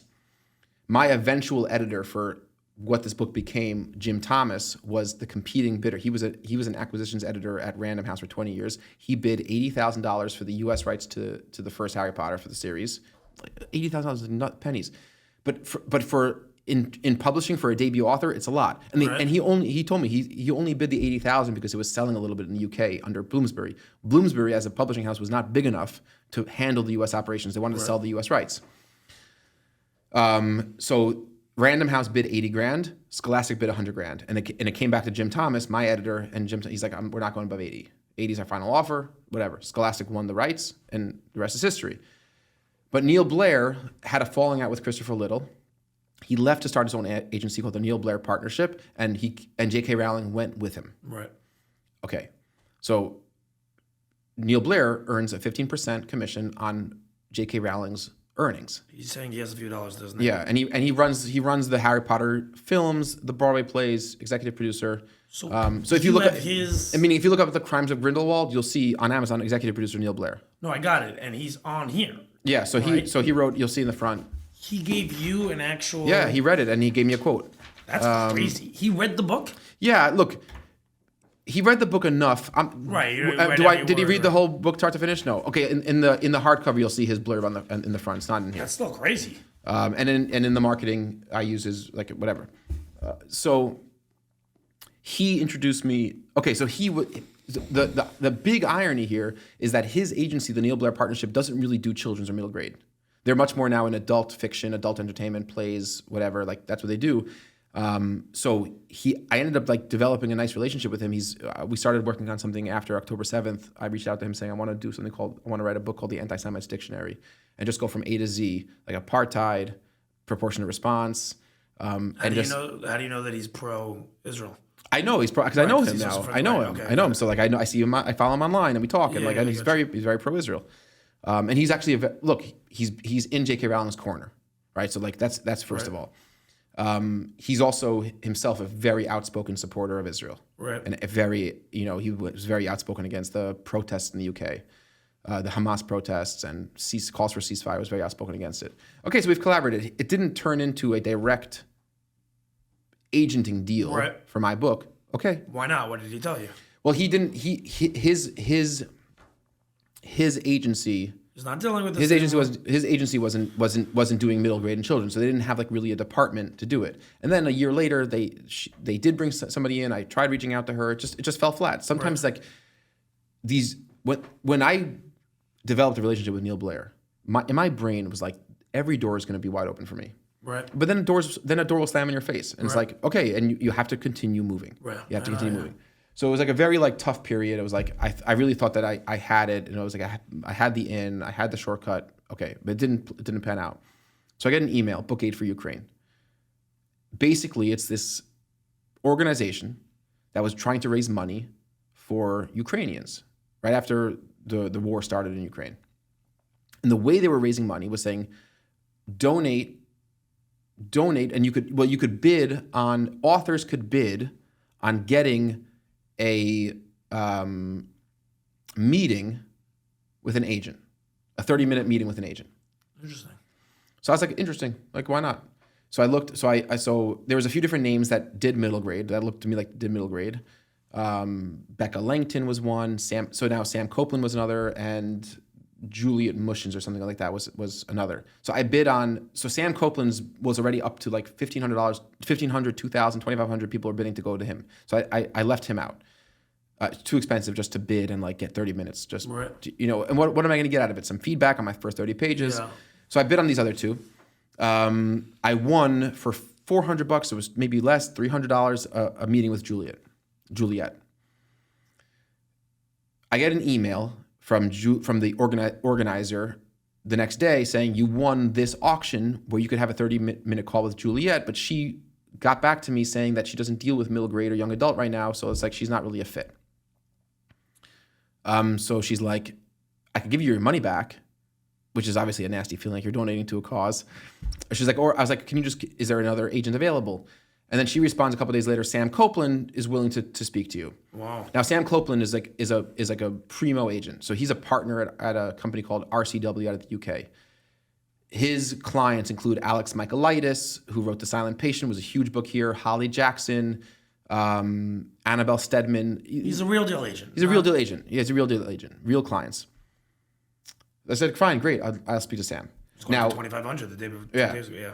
So now, what the initial format of this was that you were going to send in your 30 pages and get a written editorial feedback from the agent. But Sam's like, let me just talk, ask him if he'll just do a Zoom with me for 30 minutes on the phone. Right. Meaning what he's really saying was like, I don't want to sit and read his 30 I'm not pages. going to deal with this. He like, wanted something for aid. It had nothing to do, he's doing right. tzedakah, effectively. Right. So I was happy because I was actually happy. You'd rather have a conversation, probably. Right, because I want to just network with the guy. Yeah, 100%. Like I don't need to, like, I want to tell him about my agency. He has to understand your talent more than right. I want to tell him about like that, like most the truth is like, it's like, I feel bad saying this, but the vast majority of like authors sending queer letters are like, they're weirdos.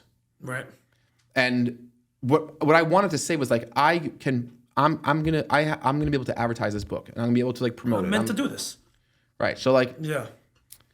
So I got on the phone with him for 30 minutes and we spoke, we schmoozed. He's a Jew and we talked. He knows who Neil is and we were schmoozing and he said, okay. He said, tell me about the book a little bit. So I told him about the book, showed him. He's like, okay, send me the first 30 pages. So I sent him the first 30 pages and he writes back. He's like, I see what, he's like, you could write. He's like, you could write, but this is not tight enough. It needs to be polished.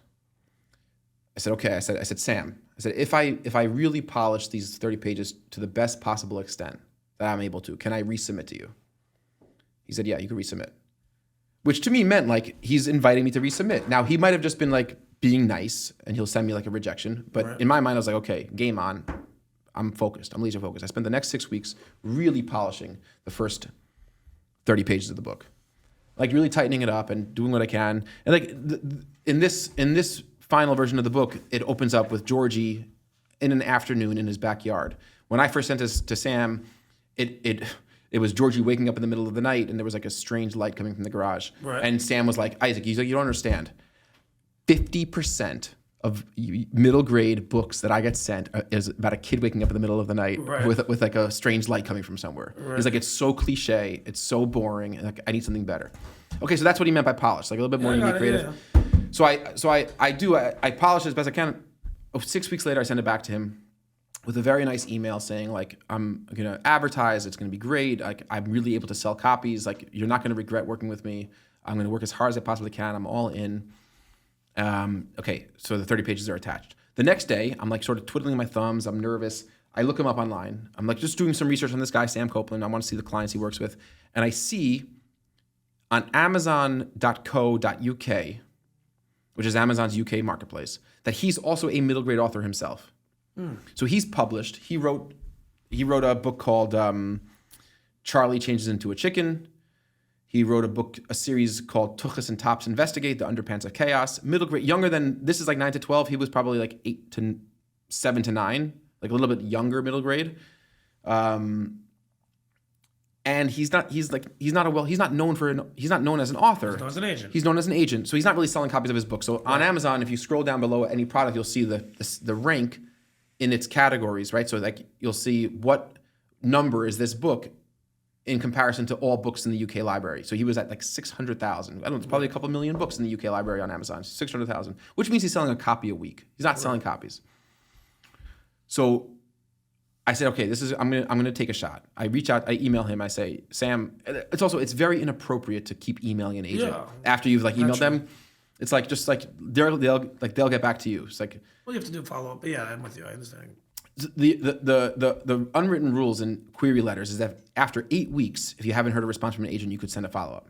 Oh wow! Which is like I don't work that way. Yeah, it's like 8 fucking weeks. It's like a lifetime. Like we're gonna be dead. Yeah, dead. like literally 8 weeks, dude. You have 8 hours. That's what you got. It's crazy. So if I'm nice, I'll give you like 8 days, and that's me being extremely nice. Totally. So like it's like the whole publishing world works on an extremely drawn out timeline. Anyway, so I email him the next day. I say, Sam, I know this is gonna sound weird. I noticed that you have a handful of these books published by Penguin, and you're focused on agenting, but like I want to impress upon you how valuable Amazon sponsored ads are, and like you have to also take a step back. The traditional publishing world they look down their nose at Amazon. They hate Amazon because Amazon disrupted the entire chain of command in publishing with direct publishing, but also with Amazon putting a lot of bookstores out of the publishing world was a very closed circuit group of gatekeepers. Jeff Bezos came in and fucked them. Totally. He started with books. Yeah. Like, he showed up. So the publishing world really doesn't like Amazon. Selling cars, but the publishing world doesn't like Amazon, and they don't do digital advertising. Like that's also not something which has caught on at they're still in the book phase of life. Right. Still are dealing so they want PR, books. And they'll say, you know what, we're gonna print 50 copies of your debut novel and send it to librarians, and middle schools and whatever. Like they view like looking at a book as a product with a margin. Okay, and advertising as like prostitution a little bit. It's like that's not how a book should catch on. And I couldn't disagree more. Right.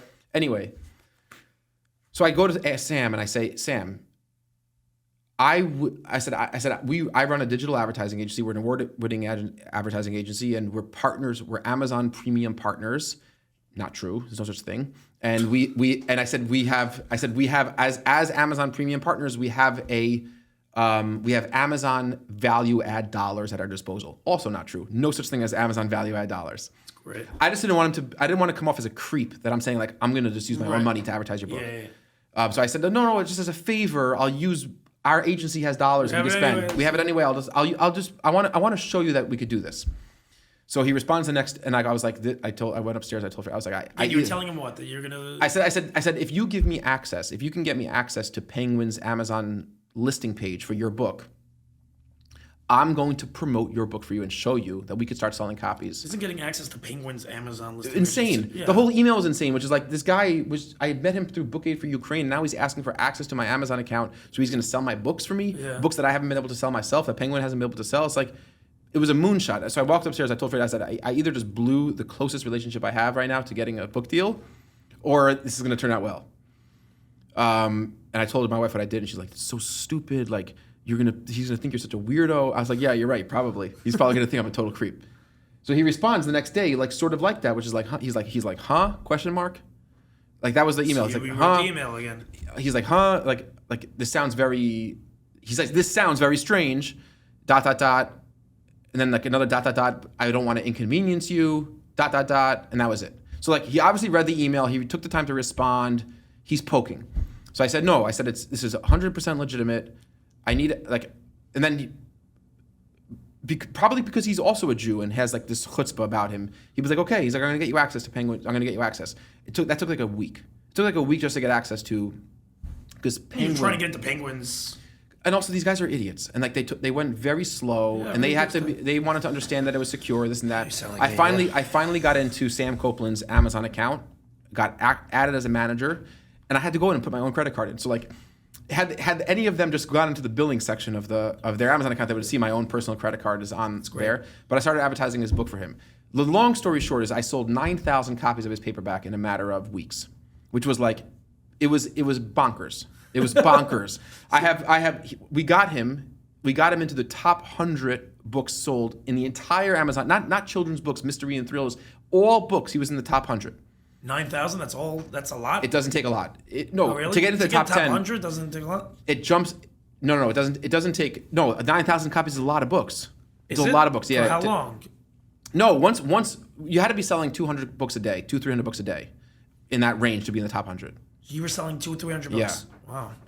And that was through just sponsored ads. And like his agent got involved, and the Penguin people got involved, and they wanted to know what was happening and what are you doing. I was like, none of this is rocket science. Then I remember I was speaking to Webb once. I was telling him, he's like, you're such an idiot. You do tell them it's rocket science. Don't tell them that it's simple for you. Don't tell them like it is rocket science. Like let them believe that you have this mystique, and like that's why they're gonna come back to you, whatever. Right. So then what does he tell you at the end of the day? Okay, at the end of the day, so Sam's like, okay, let's go. I'll take you as a client. He said, I'll work with you on editorial for Georgie Summers. And he was your agent, and he is your agent currently. Yeah, but let me tell you what happened with Sam. So that campaign that I ran, you asked me if I'm in the red, I'm including that money, which was like this bonkers backwards way. Does he know? He does not know. Okay. I don't think he's gonna listen to this, but he does not know that it was my own money. He was very appreciative, but what did you spend? I must have spent 25, 30 grand. Wow. 35 grand maybe on ad clicks. That's over the course of a couple months. No, it was like. Did his book sales just plummet once you stopped? Yeah, he's back to like 700,000 now. Well, yeah, once you stopped. Yeah. Yeah, but I'll tell you what I learned. Well, one is I at the time I was like this was worth it to land an agent because if he succeeds at selling the book, and he's like a good enough agent where you could be reasonably optimistic that he'll get a book deal, but you're going to get at least 50 grand. So the publisher gives you, a traditional publisher gives you an advance. This is how book buying works. The agent is working you for free. The agent might spend a year and a half trying to sell the book. It's a very slow process. The publisher says, okay, we want to buy the book. They're going to offer you an advance. An advance is a check, which is short for advance against royalties. Royalty is the author's commission on every book sold. Forget about getting into the detailed math, but if a book's MSRP is $19, the author at 15% is going to earn about $1 a book. Because Amazon's buying it for 50% discount, or Barnes & Noble's going to be 50% discount. You have the shipping costs come out. The publisher takes their cut of 75%, and then the author gets 85%, and the author gets 15%. That is how all traditional book publishing works. So let's just call it $1. An author will earn roughly $1 sold per copy. Explain that very quickly again. How did you get to $1? He's the one making 15%. No, forget Sam for a second. Forget the agent. Okay. Amazon's going to buy the book at a 50% discount. That's around. So now you're at, call it $9. Right. Call it $10. The publisher, when a book is sold on Amazon, is going to earn $8.50. Right. I got what you're saying. That leaves $1.50 out of the 10, right? So let's say the book was $20, right. MSRP 20. Amazon purchases the book for 10. The publisher gets 85%. The author gets 15%. The publisher owns the book. Right. The author gets a 50% royalty. The author gets $1.50. Now there's some additional costs that can come out, but so just for the sake of math, call it $1. The agent gets 15 cents of my dollar. Got it. So Copeland will get 15 cents. Now the agenting is a difficult career, because you can't just land a client that's going to sell 1,000 copies of the book. Yeah. You need to figure out how to land a client that's going to sell millions of copies. Yeah. So that real volume, because then your 15 cents per copy sold means something. Yeah. It means millions of dollars. But that's very hard because very few authors hit that level of volume over the course of their careers. Now, agents can make larger amounts of money when they facilitate the sale of film rights, of stage rights, of audio rights, of foreign rights, right? Foreign language translations. Right, there's a lot of other things. Paperback rights. So the way it works is a publisher. So Sam Copeland, my agent, would send the manuscript to all the relationships he has at publishing houses. The editors, they're called acquisition editors that deal with middle grade fantasy, and I would get an advance. Now I would get, let's say, call it a $50,000 check. That would be your basic advance. Now when Michelle Obama and Barack Obama signed with Random House, they got a $60 million check. It was the largest advance in publishing history. Is it a draw? It's a draw, right? So now in my case with 50,000. And again, go back to the math. If I'm earning $1 a copy, I only start earning my $1 a copy after the first 50,000 books are sold. Right. Because you have to pay back your advance. Yeah, it's a draw, yeah. And the idea of an advance traditionally in traditional publishing was that authors were starving, they had no income, and the publisher said, "Okay, here's a $50,000 advance, they'll buy you. Yeah. So you could support yourself while you write your next book." Right. That was the idea of an advance. So I didn't mind spending at the time. Looking back, I didn't mind spending the $30,000 on Amazon ads for Copeland, because if this works and I get an advance, I'm going to at least get that money back in the advance. Right. Okay. So I spend now, I don't know, a good 6 months with Copeland, going through every line of the book, editing. And it was brutal. He's in the UK. It's email back and forth. He actually brought in Jenny Pearson, who's lovely, who's a co-author of him on one of his series, and she also helped with editing and good feedback. And the feedback was good. Like, the book became better throughout that process. And then we finally got to the point where, like, it was done. It was done. And it's like, okay, now we're ready to send it out to editors. And I get to talking with Sam about, like, how this is going to go. And he's like, this could be a 5-year process from now. He's like, between now and the book hits the shelf, it could be 5 years, because we need to sell the book. The publisher is going to want to go through rounds of edits. And then they're going to say, we have the next 2 years of releases scheduled, and you're going to be like 2 years out or a year and a half out. But between now and even getting there could be a year and a half. So you're dealing with a 3 to 5 year process. He says, then you're going to get an advance. You could expect, as a debut author, 20 grand, 25, 50. It's very unlikely that you're going to be getting large 6-figure advances. Like, that's just doesn't happen. Right. It doesn't happen with debut authors anymore. And then you're going to be responsible for the marketing. And this was like something that really shifted things for me a little bit. And that's when I learned, like, it was at this point with Copeland that I actually began learning about the economics of book publishing, and that we went through it. Like, a book like this would MSRP at $17.99, and my royalties would be 89 cents. It came out like 89 cents, 95 cents a copy sold. Now, authors do that, and they would give their left arm to do that because because they don't have any other way. Like, they have no other method. There's no other method. So, like, the idea they're screwed. They don't have a hard place. That's it. They don't have any other method. So I started, like, questioning Sam about, like, can we negotiate to give up the advance and do 50-50 split? Yeah. And he's like, not doing 50-50, bro. He's like, no. He's like, this not. He's like, nobody. Like, can't negotiate. There's no. You're not negotiating with Random House or any imprint. It's like, yeah, like your chutzpah is trying to negotiate with him. And then he's like, look, they're going to print 100 copies, 200 copies. And I knew this to be true because when I was advertising Copeland's book on Amazon, he kept going out of stock and it kept on screwing up the campaigns. And I would email Ben at Penguin, and I said, Ben, give me more we need more copies. And he said, okay, we're going to print another 20 copies. I was like, Ben, not another 20 copies. Look at the data. I showed him the chart. I said, the last 20 days, this is what happened. I could tell you tomorrow this will happen also. We're going to sell copies of books. Like, as long as these campaigns are on, he's like, we just don't do things that way. So, like, we're going to print the copies amount we're printing. I have so much. This is the establishment versus entrepreneurship. Right, totally. So that was I did a book called Girl from Nowhere by Tiffany Rosenhan on Bloomsbury. I did a campaign for her, and they don't print. They don't even understand what's probably what's happening. It's like magic to them. Yeah, talk about fantasy and magic books. Right, it's right. Like, it was fantasy. In real life. Like these like Penguin people came out of the woodworks of like under their like literary caves, and they could popping onto the email like, wow, we're so excited, this is so crazy, like 30 exclamation mark. I can totally see this. I got like in my mind's eye, I can see this. Yeah.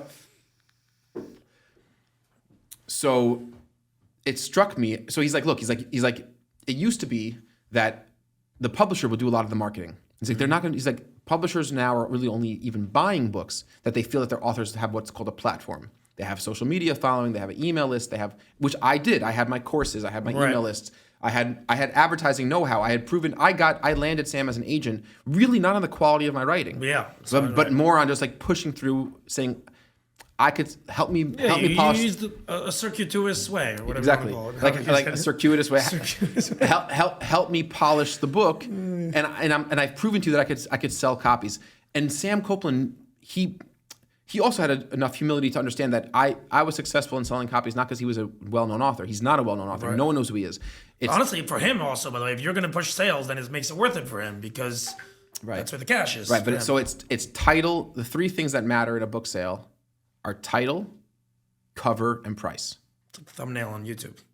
That's what it matters. Title, cover, price. Now, if you're Stephen King or J.K. Rowling releasing a new book, You have a loyal fan base already. But like what was foreign to Copeland and Penguin, what was the idea that was foreign to them was somebody going to Amazon and searching for Harry Potter puzzle or searching for Roald Dahl books or James and the Giant Peach, would see his ad, click the ad, and buy the book. Like that was a totally foreign concept. Like in their mind, that's not how books work. Right. But it is how it works. Okay. So I'm sitting there. I mean, this was a Pesach, and I'm torn because I'm thinking like, one, I don't have 3 to 5 years in me. Like this, my life doesn't work that way. I really I can't think that long. It's so, it's depressing. Yes. Like I just worked for 2 years, and you're telling me 3 years before this is on shelf? That's a lifetime. So I couldn't get behind that. But then the economics were awful, because if I'm now, in his campaign, the CPA was $4 a book sold, $4 to $5 a book sold. Cost per acquisition. So $4 to $5 in advertising for every unit sold. Okay. So when I was running campaigns for Copeland in his Amazon account, it was roughly a $4 CPA. So if I sold 9,000 copies, no, it was less, maybe $3. I sold 9,000 copies. Okay, let's say it was $4 a copy. In any digital campaign, if you're in my business and you're getting any sales for $4, it's amazing, because like your clicks are costing you. On Amazon, they were costing at least 50 cents, which means you need to get a 10% or so, roughly 10% conversion rate. So for every 10 clicks, you got to get a copy sold, right, which was a high conversion rate. So 10 people clicking his ad were buying a copy of his book. He had a good price, he had a good cover, good title, fine. So I was confident. Now, I was confident in my ability to replicate that for my book in the U.S. market. Now, I am actually facing a challenge currently with that, which is like a major risk to this whole plan. Why? Like I might be like completely screwed. I'll get to that in a second. Let me just finish this piece. So I'm thinking to myself, if I'm earning 85 cents in royalties for every copy sold, and I'm paying in a successful campaign $4 to $5 in advertising fees per copy sold, it's a losing proposition all day long. I'm basically down $3 and change, $4 and change. Oh, you're saying if you're the one marketing it as well, right? Because there's no why question. do you have to market it? What kind of bullshit is that? That is how the world works today. So it's absurd. So how are you supposed to exist then? What's the stupid advance I was for? speaking to my PR agent, and I want to get the story. Like, publishing is definitely reaching an inflection point where authors are caught in the catch-22, right? What's the catch-22? If I go to a traditional publisher, they're not going to do the marketing. So like they're going to tell you to be on TikTok, go viral, become a Colleen Hoover. It's not going to happen. It's like 1 in a million. So the publisher, they're the ones earning enough of the royalty. They're earning the $5 a copy. They're the ones with the margin to advertise, but they just won't do it. Yeah. They're not going to put a budget for Amazon ads, and definitely not a significant one. They're going to say, go do book tours, go to schools, go to libraries, and good luck. Go on That's social the whole media. advance is to give you time to write the next book, or Yeah, but they're you're expecting. supposed to become a Google Ads. You're one in a million that happens to also know advertising. Right, and the author, this is the catch-22. The author either is stuck with 80 cents a copy and not enough meat on the bone to advertise, right, or they don't have the tools to go to Amazon ads themselves. They don't most authors don't they don't know the first thing about like online advertising and marketing, like hiring an influencer. It's just not their world. They're authors. They're not marketers. It's not their world, right? It's not their world. It has to be just a side point. James Patterson was a unique case. He was a CEO of an advertising agency before he wrote his first book. Well, maybe you're about to be the next James Patterson. Unlikely. I think he is the number one best-selling author of all time. I still think you Book might sold. be the next one. Okay, go on. So what happened? So bottom line. So what is it? So this did what? So the hybrid version is effectively where you have a agent, but you're self-publishing. Yeah. So I told Copeland. I said, look, I just don't think this is the right approach. Like it just doesn't make sense for me, because he's like, well, self-publishing is low quality. It's like low quality print and this and that. So I started doing some research on myself, and there's a growing middle ground in printing called the hybrid press, where you're get distribution through Simon & Schuster, which means if you go into Blue Door Books, or you walk into a Barnes & Noble now, and you say, if you self-publish, let's say through KDP, and you go into a Blue Door Books and a customer orders 3 copies, they can't get it for you. You go to Amazon, you could order it, or if you're self-published, you sell it yourself. You're saying it's not going to be in Barnes & Nobles. It will be. So a hybrid press has full-scale distribution to all bookstores, because what they're doing is we're printing actual inventory. So most self-publishing is print on demand, Wow, which okay, are okay, I know which are exactly what that machinery is. that when you at the time of the order. So we published a book for Patrick Gilbert, CEO of Adventure Media, my company. He wrote a book 2-3 years ago it's called Join or Die: Digital Advertising in the Age of Automation. It's a nice hardcover. It's a business book. We use it as content, right? It's just how to advertise on Google and the shifts in the industry. It's a great book. It's print on demand, which means that at the time somebody orders it from Amazon, the order is sent to the warehouse, and the warehouse prints one copy of the book, binds it, hardcover, dust check it, and sends it to the customer. It is a lower quality printed product. And if you went into a Barnes & Noble, you won't be able to get it. And said that they're not going to be able to order it. And if he doesn't want stock on hand, he doesn't want to print anything. So in February, I'm going to be Georgie Summers is going to be in 100 airport bookstores in February. Oh, I can't wait. You're telling me if I walk through JFK, it'll be there? Yeah. So they'll be they'll be in LaGuardia, they'll be in JFK, they'll be in Fort Lauderdale. It's promotional, so I'm paying a few $1,000s a month to get placement. So Hudson News and W.H. Smith are the two big owners of the bookstore chains. Right. Hudson, Hudson, yeah, you see them all over the place. All over the place. So now they'll stock books that are like bestsellers, or if you want, they'll put 10 copies. They're going to buy 10 copies per store and put them up on the front, and I'm paying for that placement. But they could only order 10 copies because we're printing inventory, and then they could do that through normal distribution channels. Yeah, right. So that's Thomas, your book, if I walk into Hudson News, I should expect to see Georgie Summers Yeah, while I'm getting a Kit Kat bar? Yes, you really should. Fucking go. Yeah. I can't even. I'm going to walk through JFK just for shits and giggles, and if I see this in the back for whatever reason, I'm going to take it. One of the things I want to do is go to the airports where it is, and that's great social media content. We'll go together. For sure. We'll go together. We'll knock it out, absolutely. We'll just do a road trip. Where are they going to be? Which airports? I have a whole list. There's a I don't know. But it'll be in Barnes and Nobles also, straightforward. That's a given. So Does Barnes and Nobles exist? Yeah, it exists. So I'm doing a few signings. I have a stock signing on the Barnes and Noble on Fifth Avenue in February or March or something like that. Which is you go in, you sign a bunch of copies, and they go on the shelf. So they'll be there. How do you get the stock signing? My PR agent just called and said, "We have an author. Can we do a stock signing?" Got it. Okay.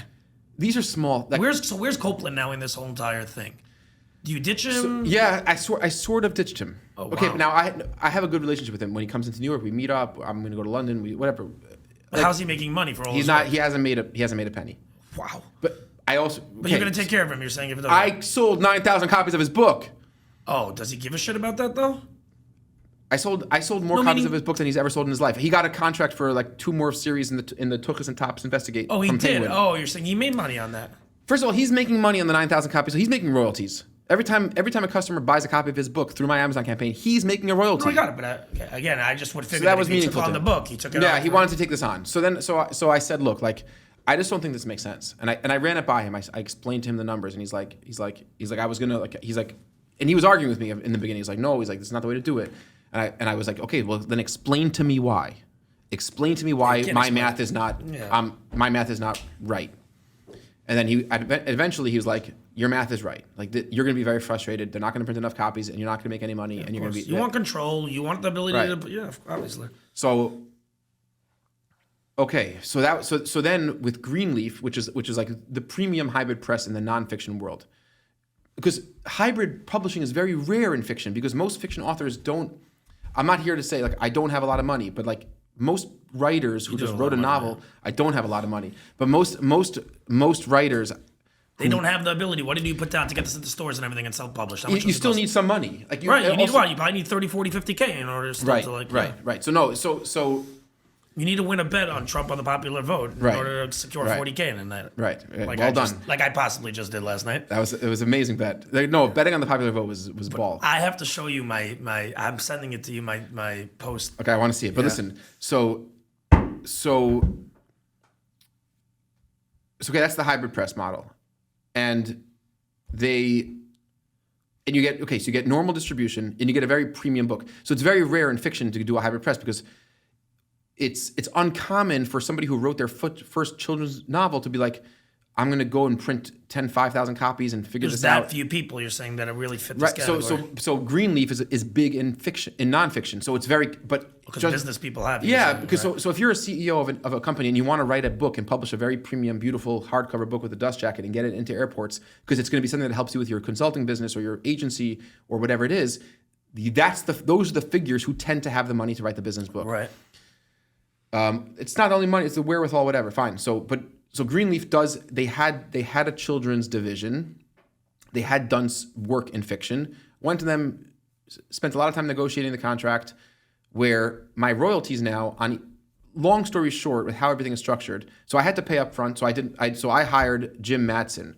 Jim Mattson he works full time for Disney Hyperion. He drew the Percy Jackson covers. So Greenleaf was like, we're going to charge you $10,000 for cover design. I was like, no, you're not. Okay, take that off the contract. I'm going to find my own. First of all, I don't want you doing the cover. Like, I still want to control. I'm surprised you didn't do the cover yourself. No, I can't do this. So I went to there's an agency in New York City called the Sharon Agency, and they represent like really top talent. And I found this illustrator, Jim Mattson, who had done the Percy Jackson covers. He works for Disney, and he freelances. So for $3,500, this is a hand drawn cover by like a world class illustrator. Wow. And there's interior illustrations as well. Was that a whole back and forth to get it right on that? Yeah. Oh, the cover was back and forth 1,000 times. Yeah, I'm sure. 1,000 times. And then there's this map. There's like a map in the beginning of the book. Also? So he drew this by hand. $3,500 is not a lot of money. No, it's not a lot of money. No, you would think it's like $10K to me is not even that much. It's not. No. So then there's a handful of additional fees you have to pay. So you had to pay for. I had to pay for typesetting. So typesetting is like the interior layout. It's like the font. It's getting the files correct. It's the layout. It's the ISBN number registration. It's the ebook file conversion. It's setting up the Amazon page and the A+ content in the distribution channel and warehousing. Okay, so there's a bunch of fees. Right. But then you get to printing. So the way I structured my deal with them is that I want to pay for print. I want to pay for printing in exchange for a higher royalty. So the way it's structured now, they're still earning royalty, but we basically flipped it. Greenleaf earns 15% on every copy sold. I'm the one earning the 85% on the copy sold.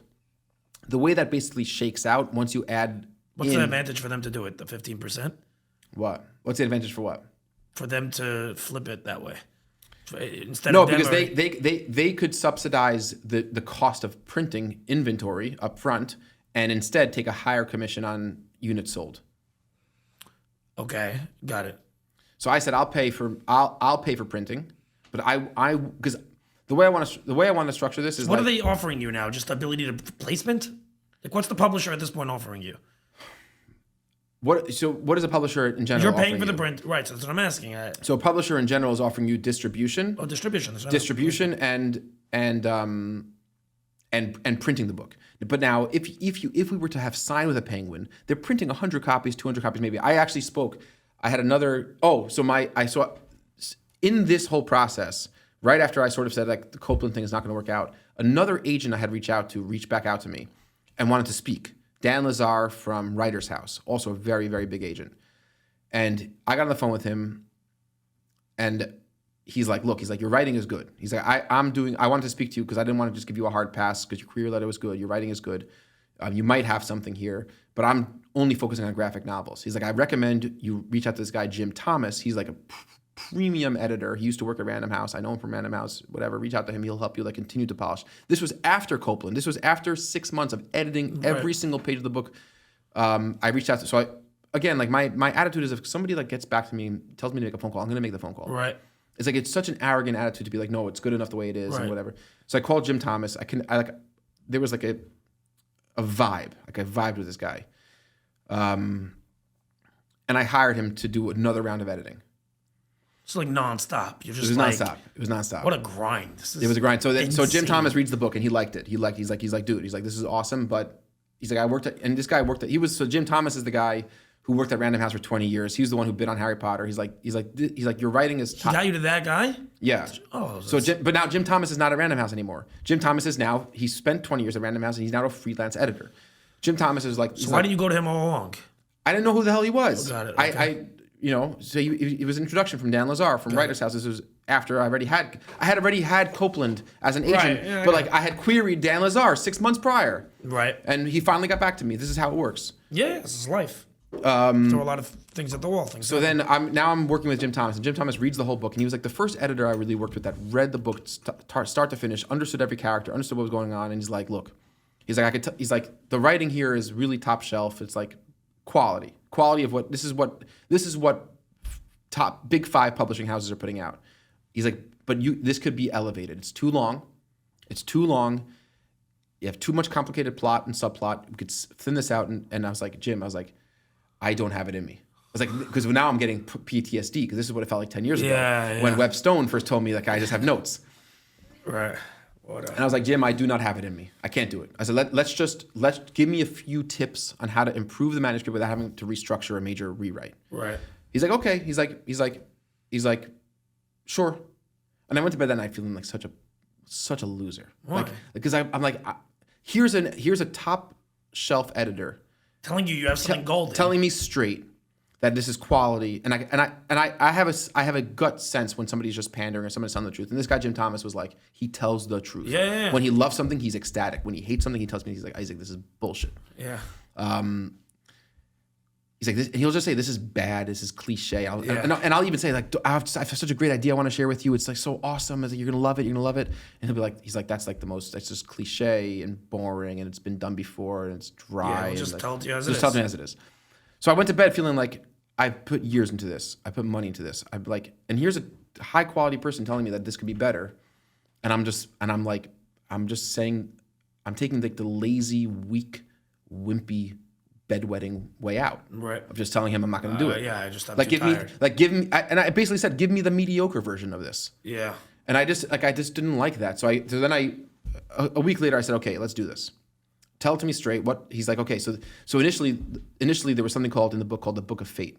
It was a plot device where Georgie, Apurva, and Roscoe were all looking for the Book of Fate, because the Book of Fate was this very dangerous artifact. They had to get to it first. The villain in the book was also trying to get to the Book of Fate. If somebody wrote inside the Book of Fate, the Book of Fate was basically a device that allowed somebody to take revenge on somebody else for a crime committed. I'm already against them. interested, by the way. And this book, and the whole book was like trying to find the Book of Fate. So Jim was like, you got to get rid of the Book of Fate. It's like, bro, the whole book's gone now. I was like, it's convoluted. He's like, this, you have these rules around the Book of Fate that it could only be used by certain people, and not if they do this and not if they do that. It's very interesting to me that you could have like a 75-year-old guy like handling out, like really going back and forth on like a 9-year-old's book. Like, you got to get rid of like Georgie's like his sweater, like right. You know, it's just an interesting mindset. And they treat this. Jim Thomas is like, he treats this with an extreme degree of seriousness. Yeah, and he's brilliant. He's brilliant. He's like it's imagination. He's into theology. He's into philosophy. Right, he's brilliant guy. That's what it is. It's tapping into. So I'm gonna be a Jim Thomas though with you. We gotta shorten the podcast because we're gonna have people just losing. Oh, you can appreciate. I hope you have a good editor. See, this is all about. I went down to 25% of my word count. To the final product was from my original manuscript. I cut out 75% of the words. So anyway, so then we embarked on this very long, arduous process of rewriting the book again. Basically rewriting it. Like, I had to take out the Book of Fate, and then at some point. So I don't understand. So basically, Copeland, real talk. So Jim, what's his name again? Which one? The editor, Jim Thomas. Jim Thomas basically is disagreeing with Copeland and basically saying, Copeland was like, I'm an agent. I got to make money and we got to sell this. I got to get ready. I have to get this polished enough where I can sell it. Jim Thomas is like, I'm paying him. Right. So I didn't pay Copeland a penny. Jim Thomas is like, you're paying me for the best advice I can give you. Got it. So I'm giving you the best advice I can give you. All right. So then we embarked on that process and cut it down to size, rewrote it, polished it. He felt very happy with it. And then we went down this traditional thing. So then printing. So I had to go and figure out. Okay, so I brought in my own editor. So Greenleaf wanted to charge me all this money for editorial help, but I did not trust them to find me the editor I wanted to work with. So I said, no, I'm going to use my own editor. I'm going to find my own cover designer, and I use them for these other services and distribution. And then it comes to printing. So printing is like, okay, well, hardcover, paperback. I wanted to do hardcover as a first release. It's just a more substantial, high quality product. The dust jacket. I could give you a list of over 100 decisions to make on the dust jacket. What is the dust jacket? What does that mean? A dust jacket is when you have a hardcover and then there's a thicker piece of paper that could come off, and it's a jacket. I got what you're saying. Okay. You have a hardcover book, and then you have that little piece of paper that comes off it. And the thing that goes around. Yeah. I thought you were saying the piece. Okay. No. So now you have to decide on the weight of your paper, right? So what weight is the interior paper going to be? How fucking difficult could that be? Just do the same thing as this one. Take one. Right. So the interior stuff was easy, and it doesn't impact price that much. But you have to understand that every decision you make on the printing production quality impacts the price that I have to pay now per unit. Right. So then the dust jacket, the weight of the paper, and then gloss. Is there going to be any gloss so it reacts to light? Will it be embossed? Will have texture? Where will the embossing be? How much embossing? What's the trim size? What's the thickness of the linen wrap, which is the hardcover material, the bookcase binding? The glue that goes over here, is it going to be hand sewn? Is it going to be glued? What kind of glue and what kind of stitching? It's a lot of decisions with production. The fact that there's so much that goes into a book, I buy a book and I start reading it. A lot of decisions go into it. A lot of decisions. So the cheapest you could do a paperback, you could probably get down to $1 a unit. Really? Yeah. Okay. At scale. So now for these advanced reader copies, because I'm only printing 100, 200 at a time, I am paying like $8 per soft cover. Where do you get to the dollar number? When you're at 5,000 plus. Okay. So, but a hardcover. What's hard? Yeah. So a hardcover, I'm landing somewhere in the high twos, like roughly call it $3 a copy. It's not either so bad at all. Not terrible. No, for a nice hardcover, but that's at 20,000 units. What was that? $3. You purchased 20,000 units. $3 book in hand. For me. For you, yes. And then yeah. And what's the other expenses? Fine. So what happens? So now, okay, so that's pretty. And that would have cost. Sorry, that would have cost with standard publisher. That would have cost what? The publisher would pay the $3, but they would only print 200 copies to start with. Got it. But they would get how much money of it? They would get 85% of the. Just break down the finances based on how you do it. The finances are based on what you sell the book for. Okay. So if we sell the book for $20 and it costs the publisher $3, now you're left with $17 to split. Okay. Now if Amazon buys the book at a discount, you're left with that much less to split. So if Amazon buys the book, and so instead of $20, Amazon buys the book for $10, right? Because that's what Amazon does. Otherwise, Amazon says, "Go jump in a lake. We're just not going to buy your book." Right. So Amazon will buy the book for $10. The printing was $3. You're now left with $7 to split. So you need to give it to Amazon. You're saying you have no choice. You have to be on Amazon. 15% goes to the authors. 85% goes to the publisher. In my case, I'm going to be earning $6 and change per copy sold. So at a $4 advertising CPA plus $3 in printing, I'm close to break even. Which if I could come up with some model of advertising to get me close to break even, I will pour as much money as I need. Why not? Yeah. So I decided to print 25,000 copies hardcover because I wanted the economy of scale, and I figured that if my pre-order campaign fails and doesn't succeed to sell as many copies as I want, you had $75K on the printing. Yeah, it came up to 66 in total. Let's say I had to pay 50% up front and 50% when the books arrive, and they should be arriving in a week or two, like the actual hardcovers, and they're going straight to Greenleaf's warehouse. So 25,000 copies are going to their warehouse, from which Amazon and Barnes & Noble and Hudson News will make orders from, and they're going to distribute. That's part of what I'm paying Greenleaf for. I'm getting 500 copies delivered to me because I want to use them in giveaways and to influencers. I'm speaking to a bunch of different part of our campaign is influencers, and that's that. That's the book, and then now so it shifted from writing to what a endeavor and undertaking. Oh my gosh! I wouldn't do it again if I knew what trouble I'd be getting myself into, just how difficult. Well, listen, time. It may be. I feel like you have a gut feeling about how this is going to go, and I sense that your gut feeling is based on Jim Thomas's feedback and Copeland, that they respect the book ultimately and that they invested their time because they think it's going to be successful.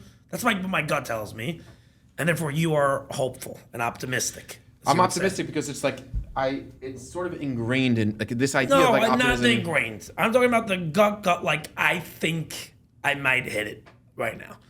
My gut feeling is that if I could successfully sell 25,000 copies in a reasonably short amount of time, so let's say within the first 2-3 months of the book coming out, I can go back to Random House and Simon & Schuster and say, look, I'm not a debut author. I sold 25. I pay for book scans, so I could see sales data on actual books.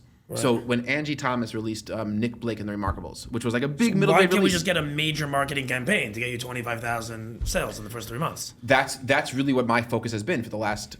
Okay, that's It's just ramping up now. Like right now is like I just started Amazon ads, but I'm having a big problem because it's in pre-order. If you go to Amazon and you pre-order the book, yes. so Amazon is decreasing the amount of impressions that I can get, because they know Amazon only makes money when they get a click, and Amazon makes a commission on every sale. So they're going to be promoting products in the auction that are available to buy because they're going to have a higher likelihood of earning that sale. So I'm having a very hard time running Amazon sponsored ads for pre-orders right now. I'm like capped at like 10 clicks a day, and I'm bidding when typically I would bid 40 cents a click. I'm bidding $8 a click. That's absurd. I still can't get the impressions. So because Amazon knows that they're not.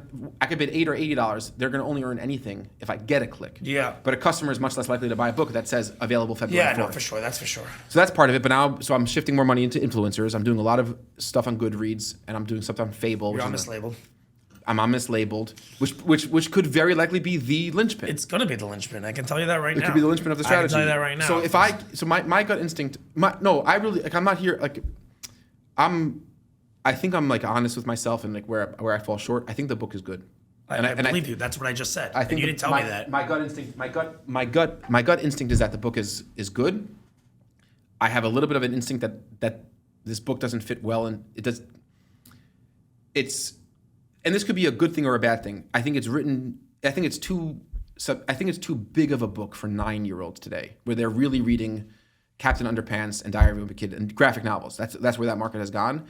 It's probably written more for 13-year-olds, but then the characters are a little bit too young. But all of that's hearsay. Like, it could work. Right. And I think it's a quality book, and I think it's written decently well, and I think the story's good. And I really am getting that back from really Jim Thomas, because he's the first figure in this entire decades-long ordeal who I just have a sense. It's like the Trump thing. It's like when he talks to me, I know he's being authentic. What's interesting is that I always talk about the podcast. I've spoken to some very famous people regarding the podcasting, like editors specifically. I'm referring to producers for different podcasts. Spoke to some big ones, Theo Vaughn's, different big names.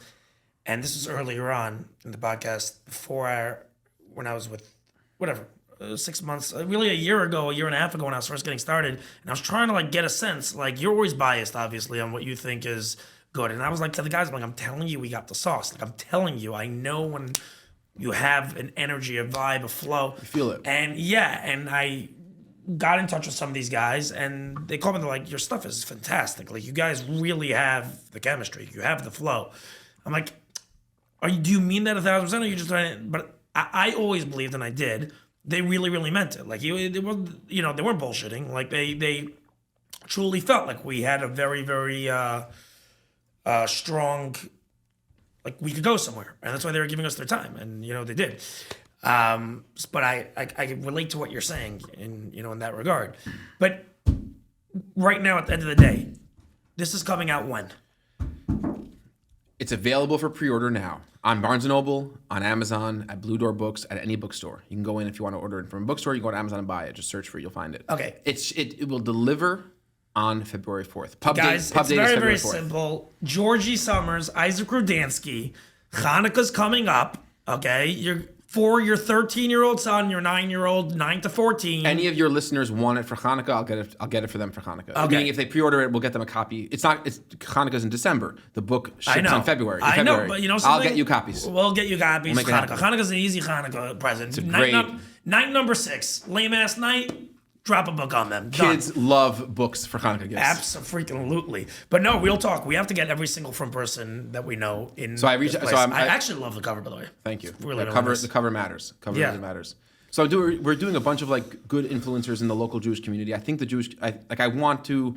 There's a story within a story of like just like a regular frum guy in town writing a book that's not a Jewish kid's book. It's like a mainstream book.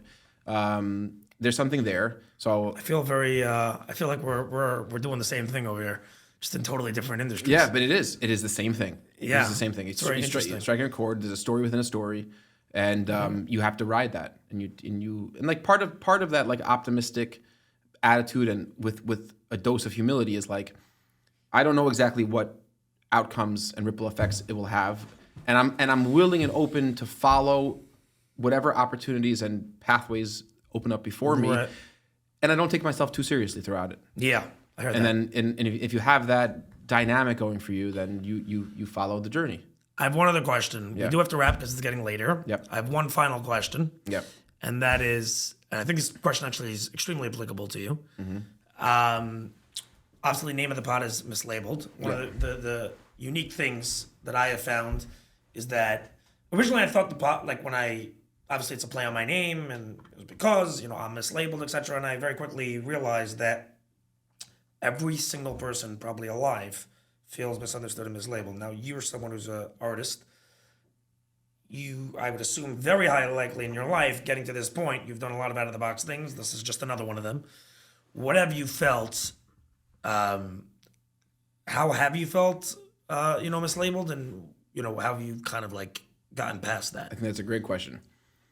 I think it's a good question because I think it forces me to think about myself in a different way.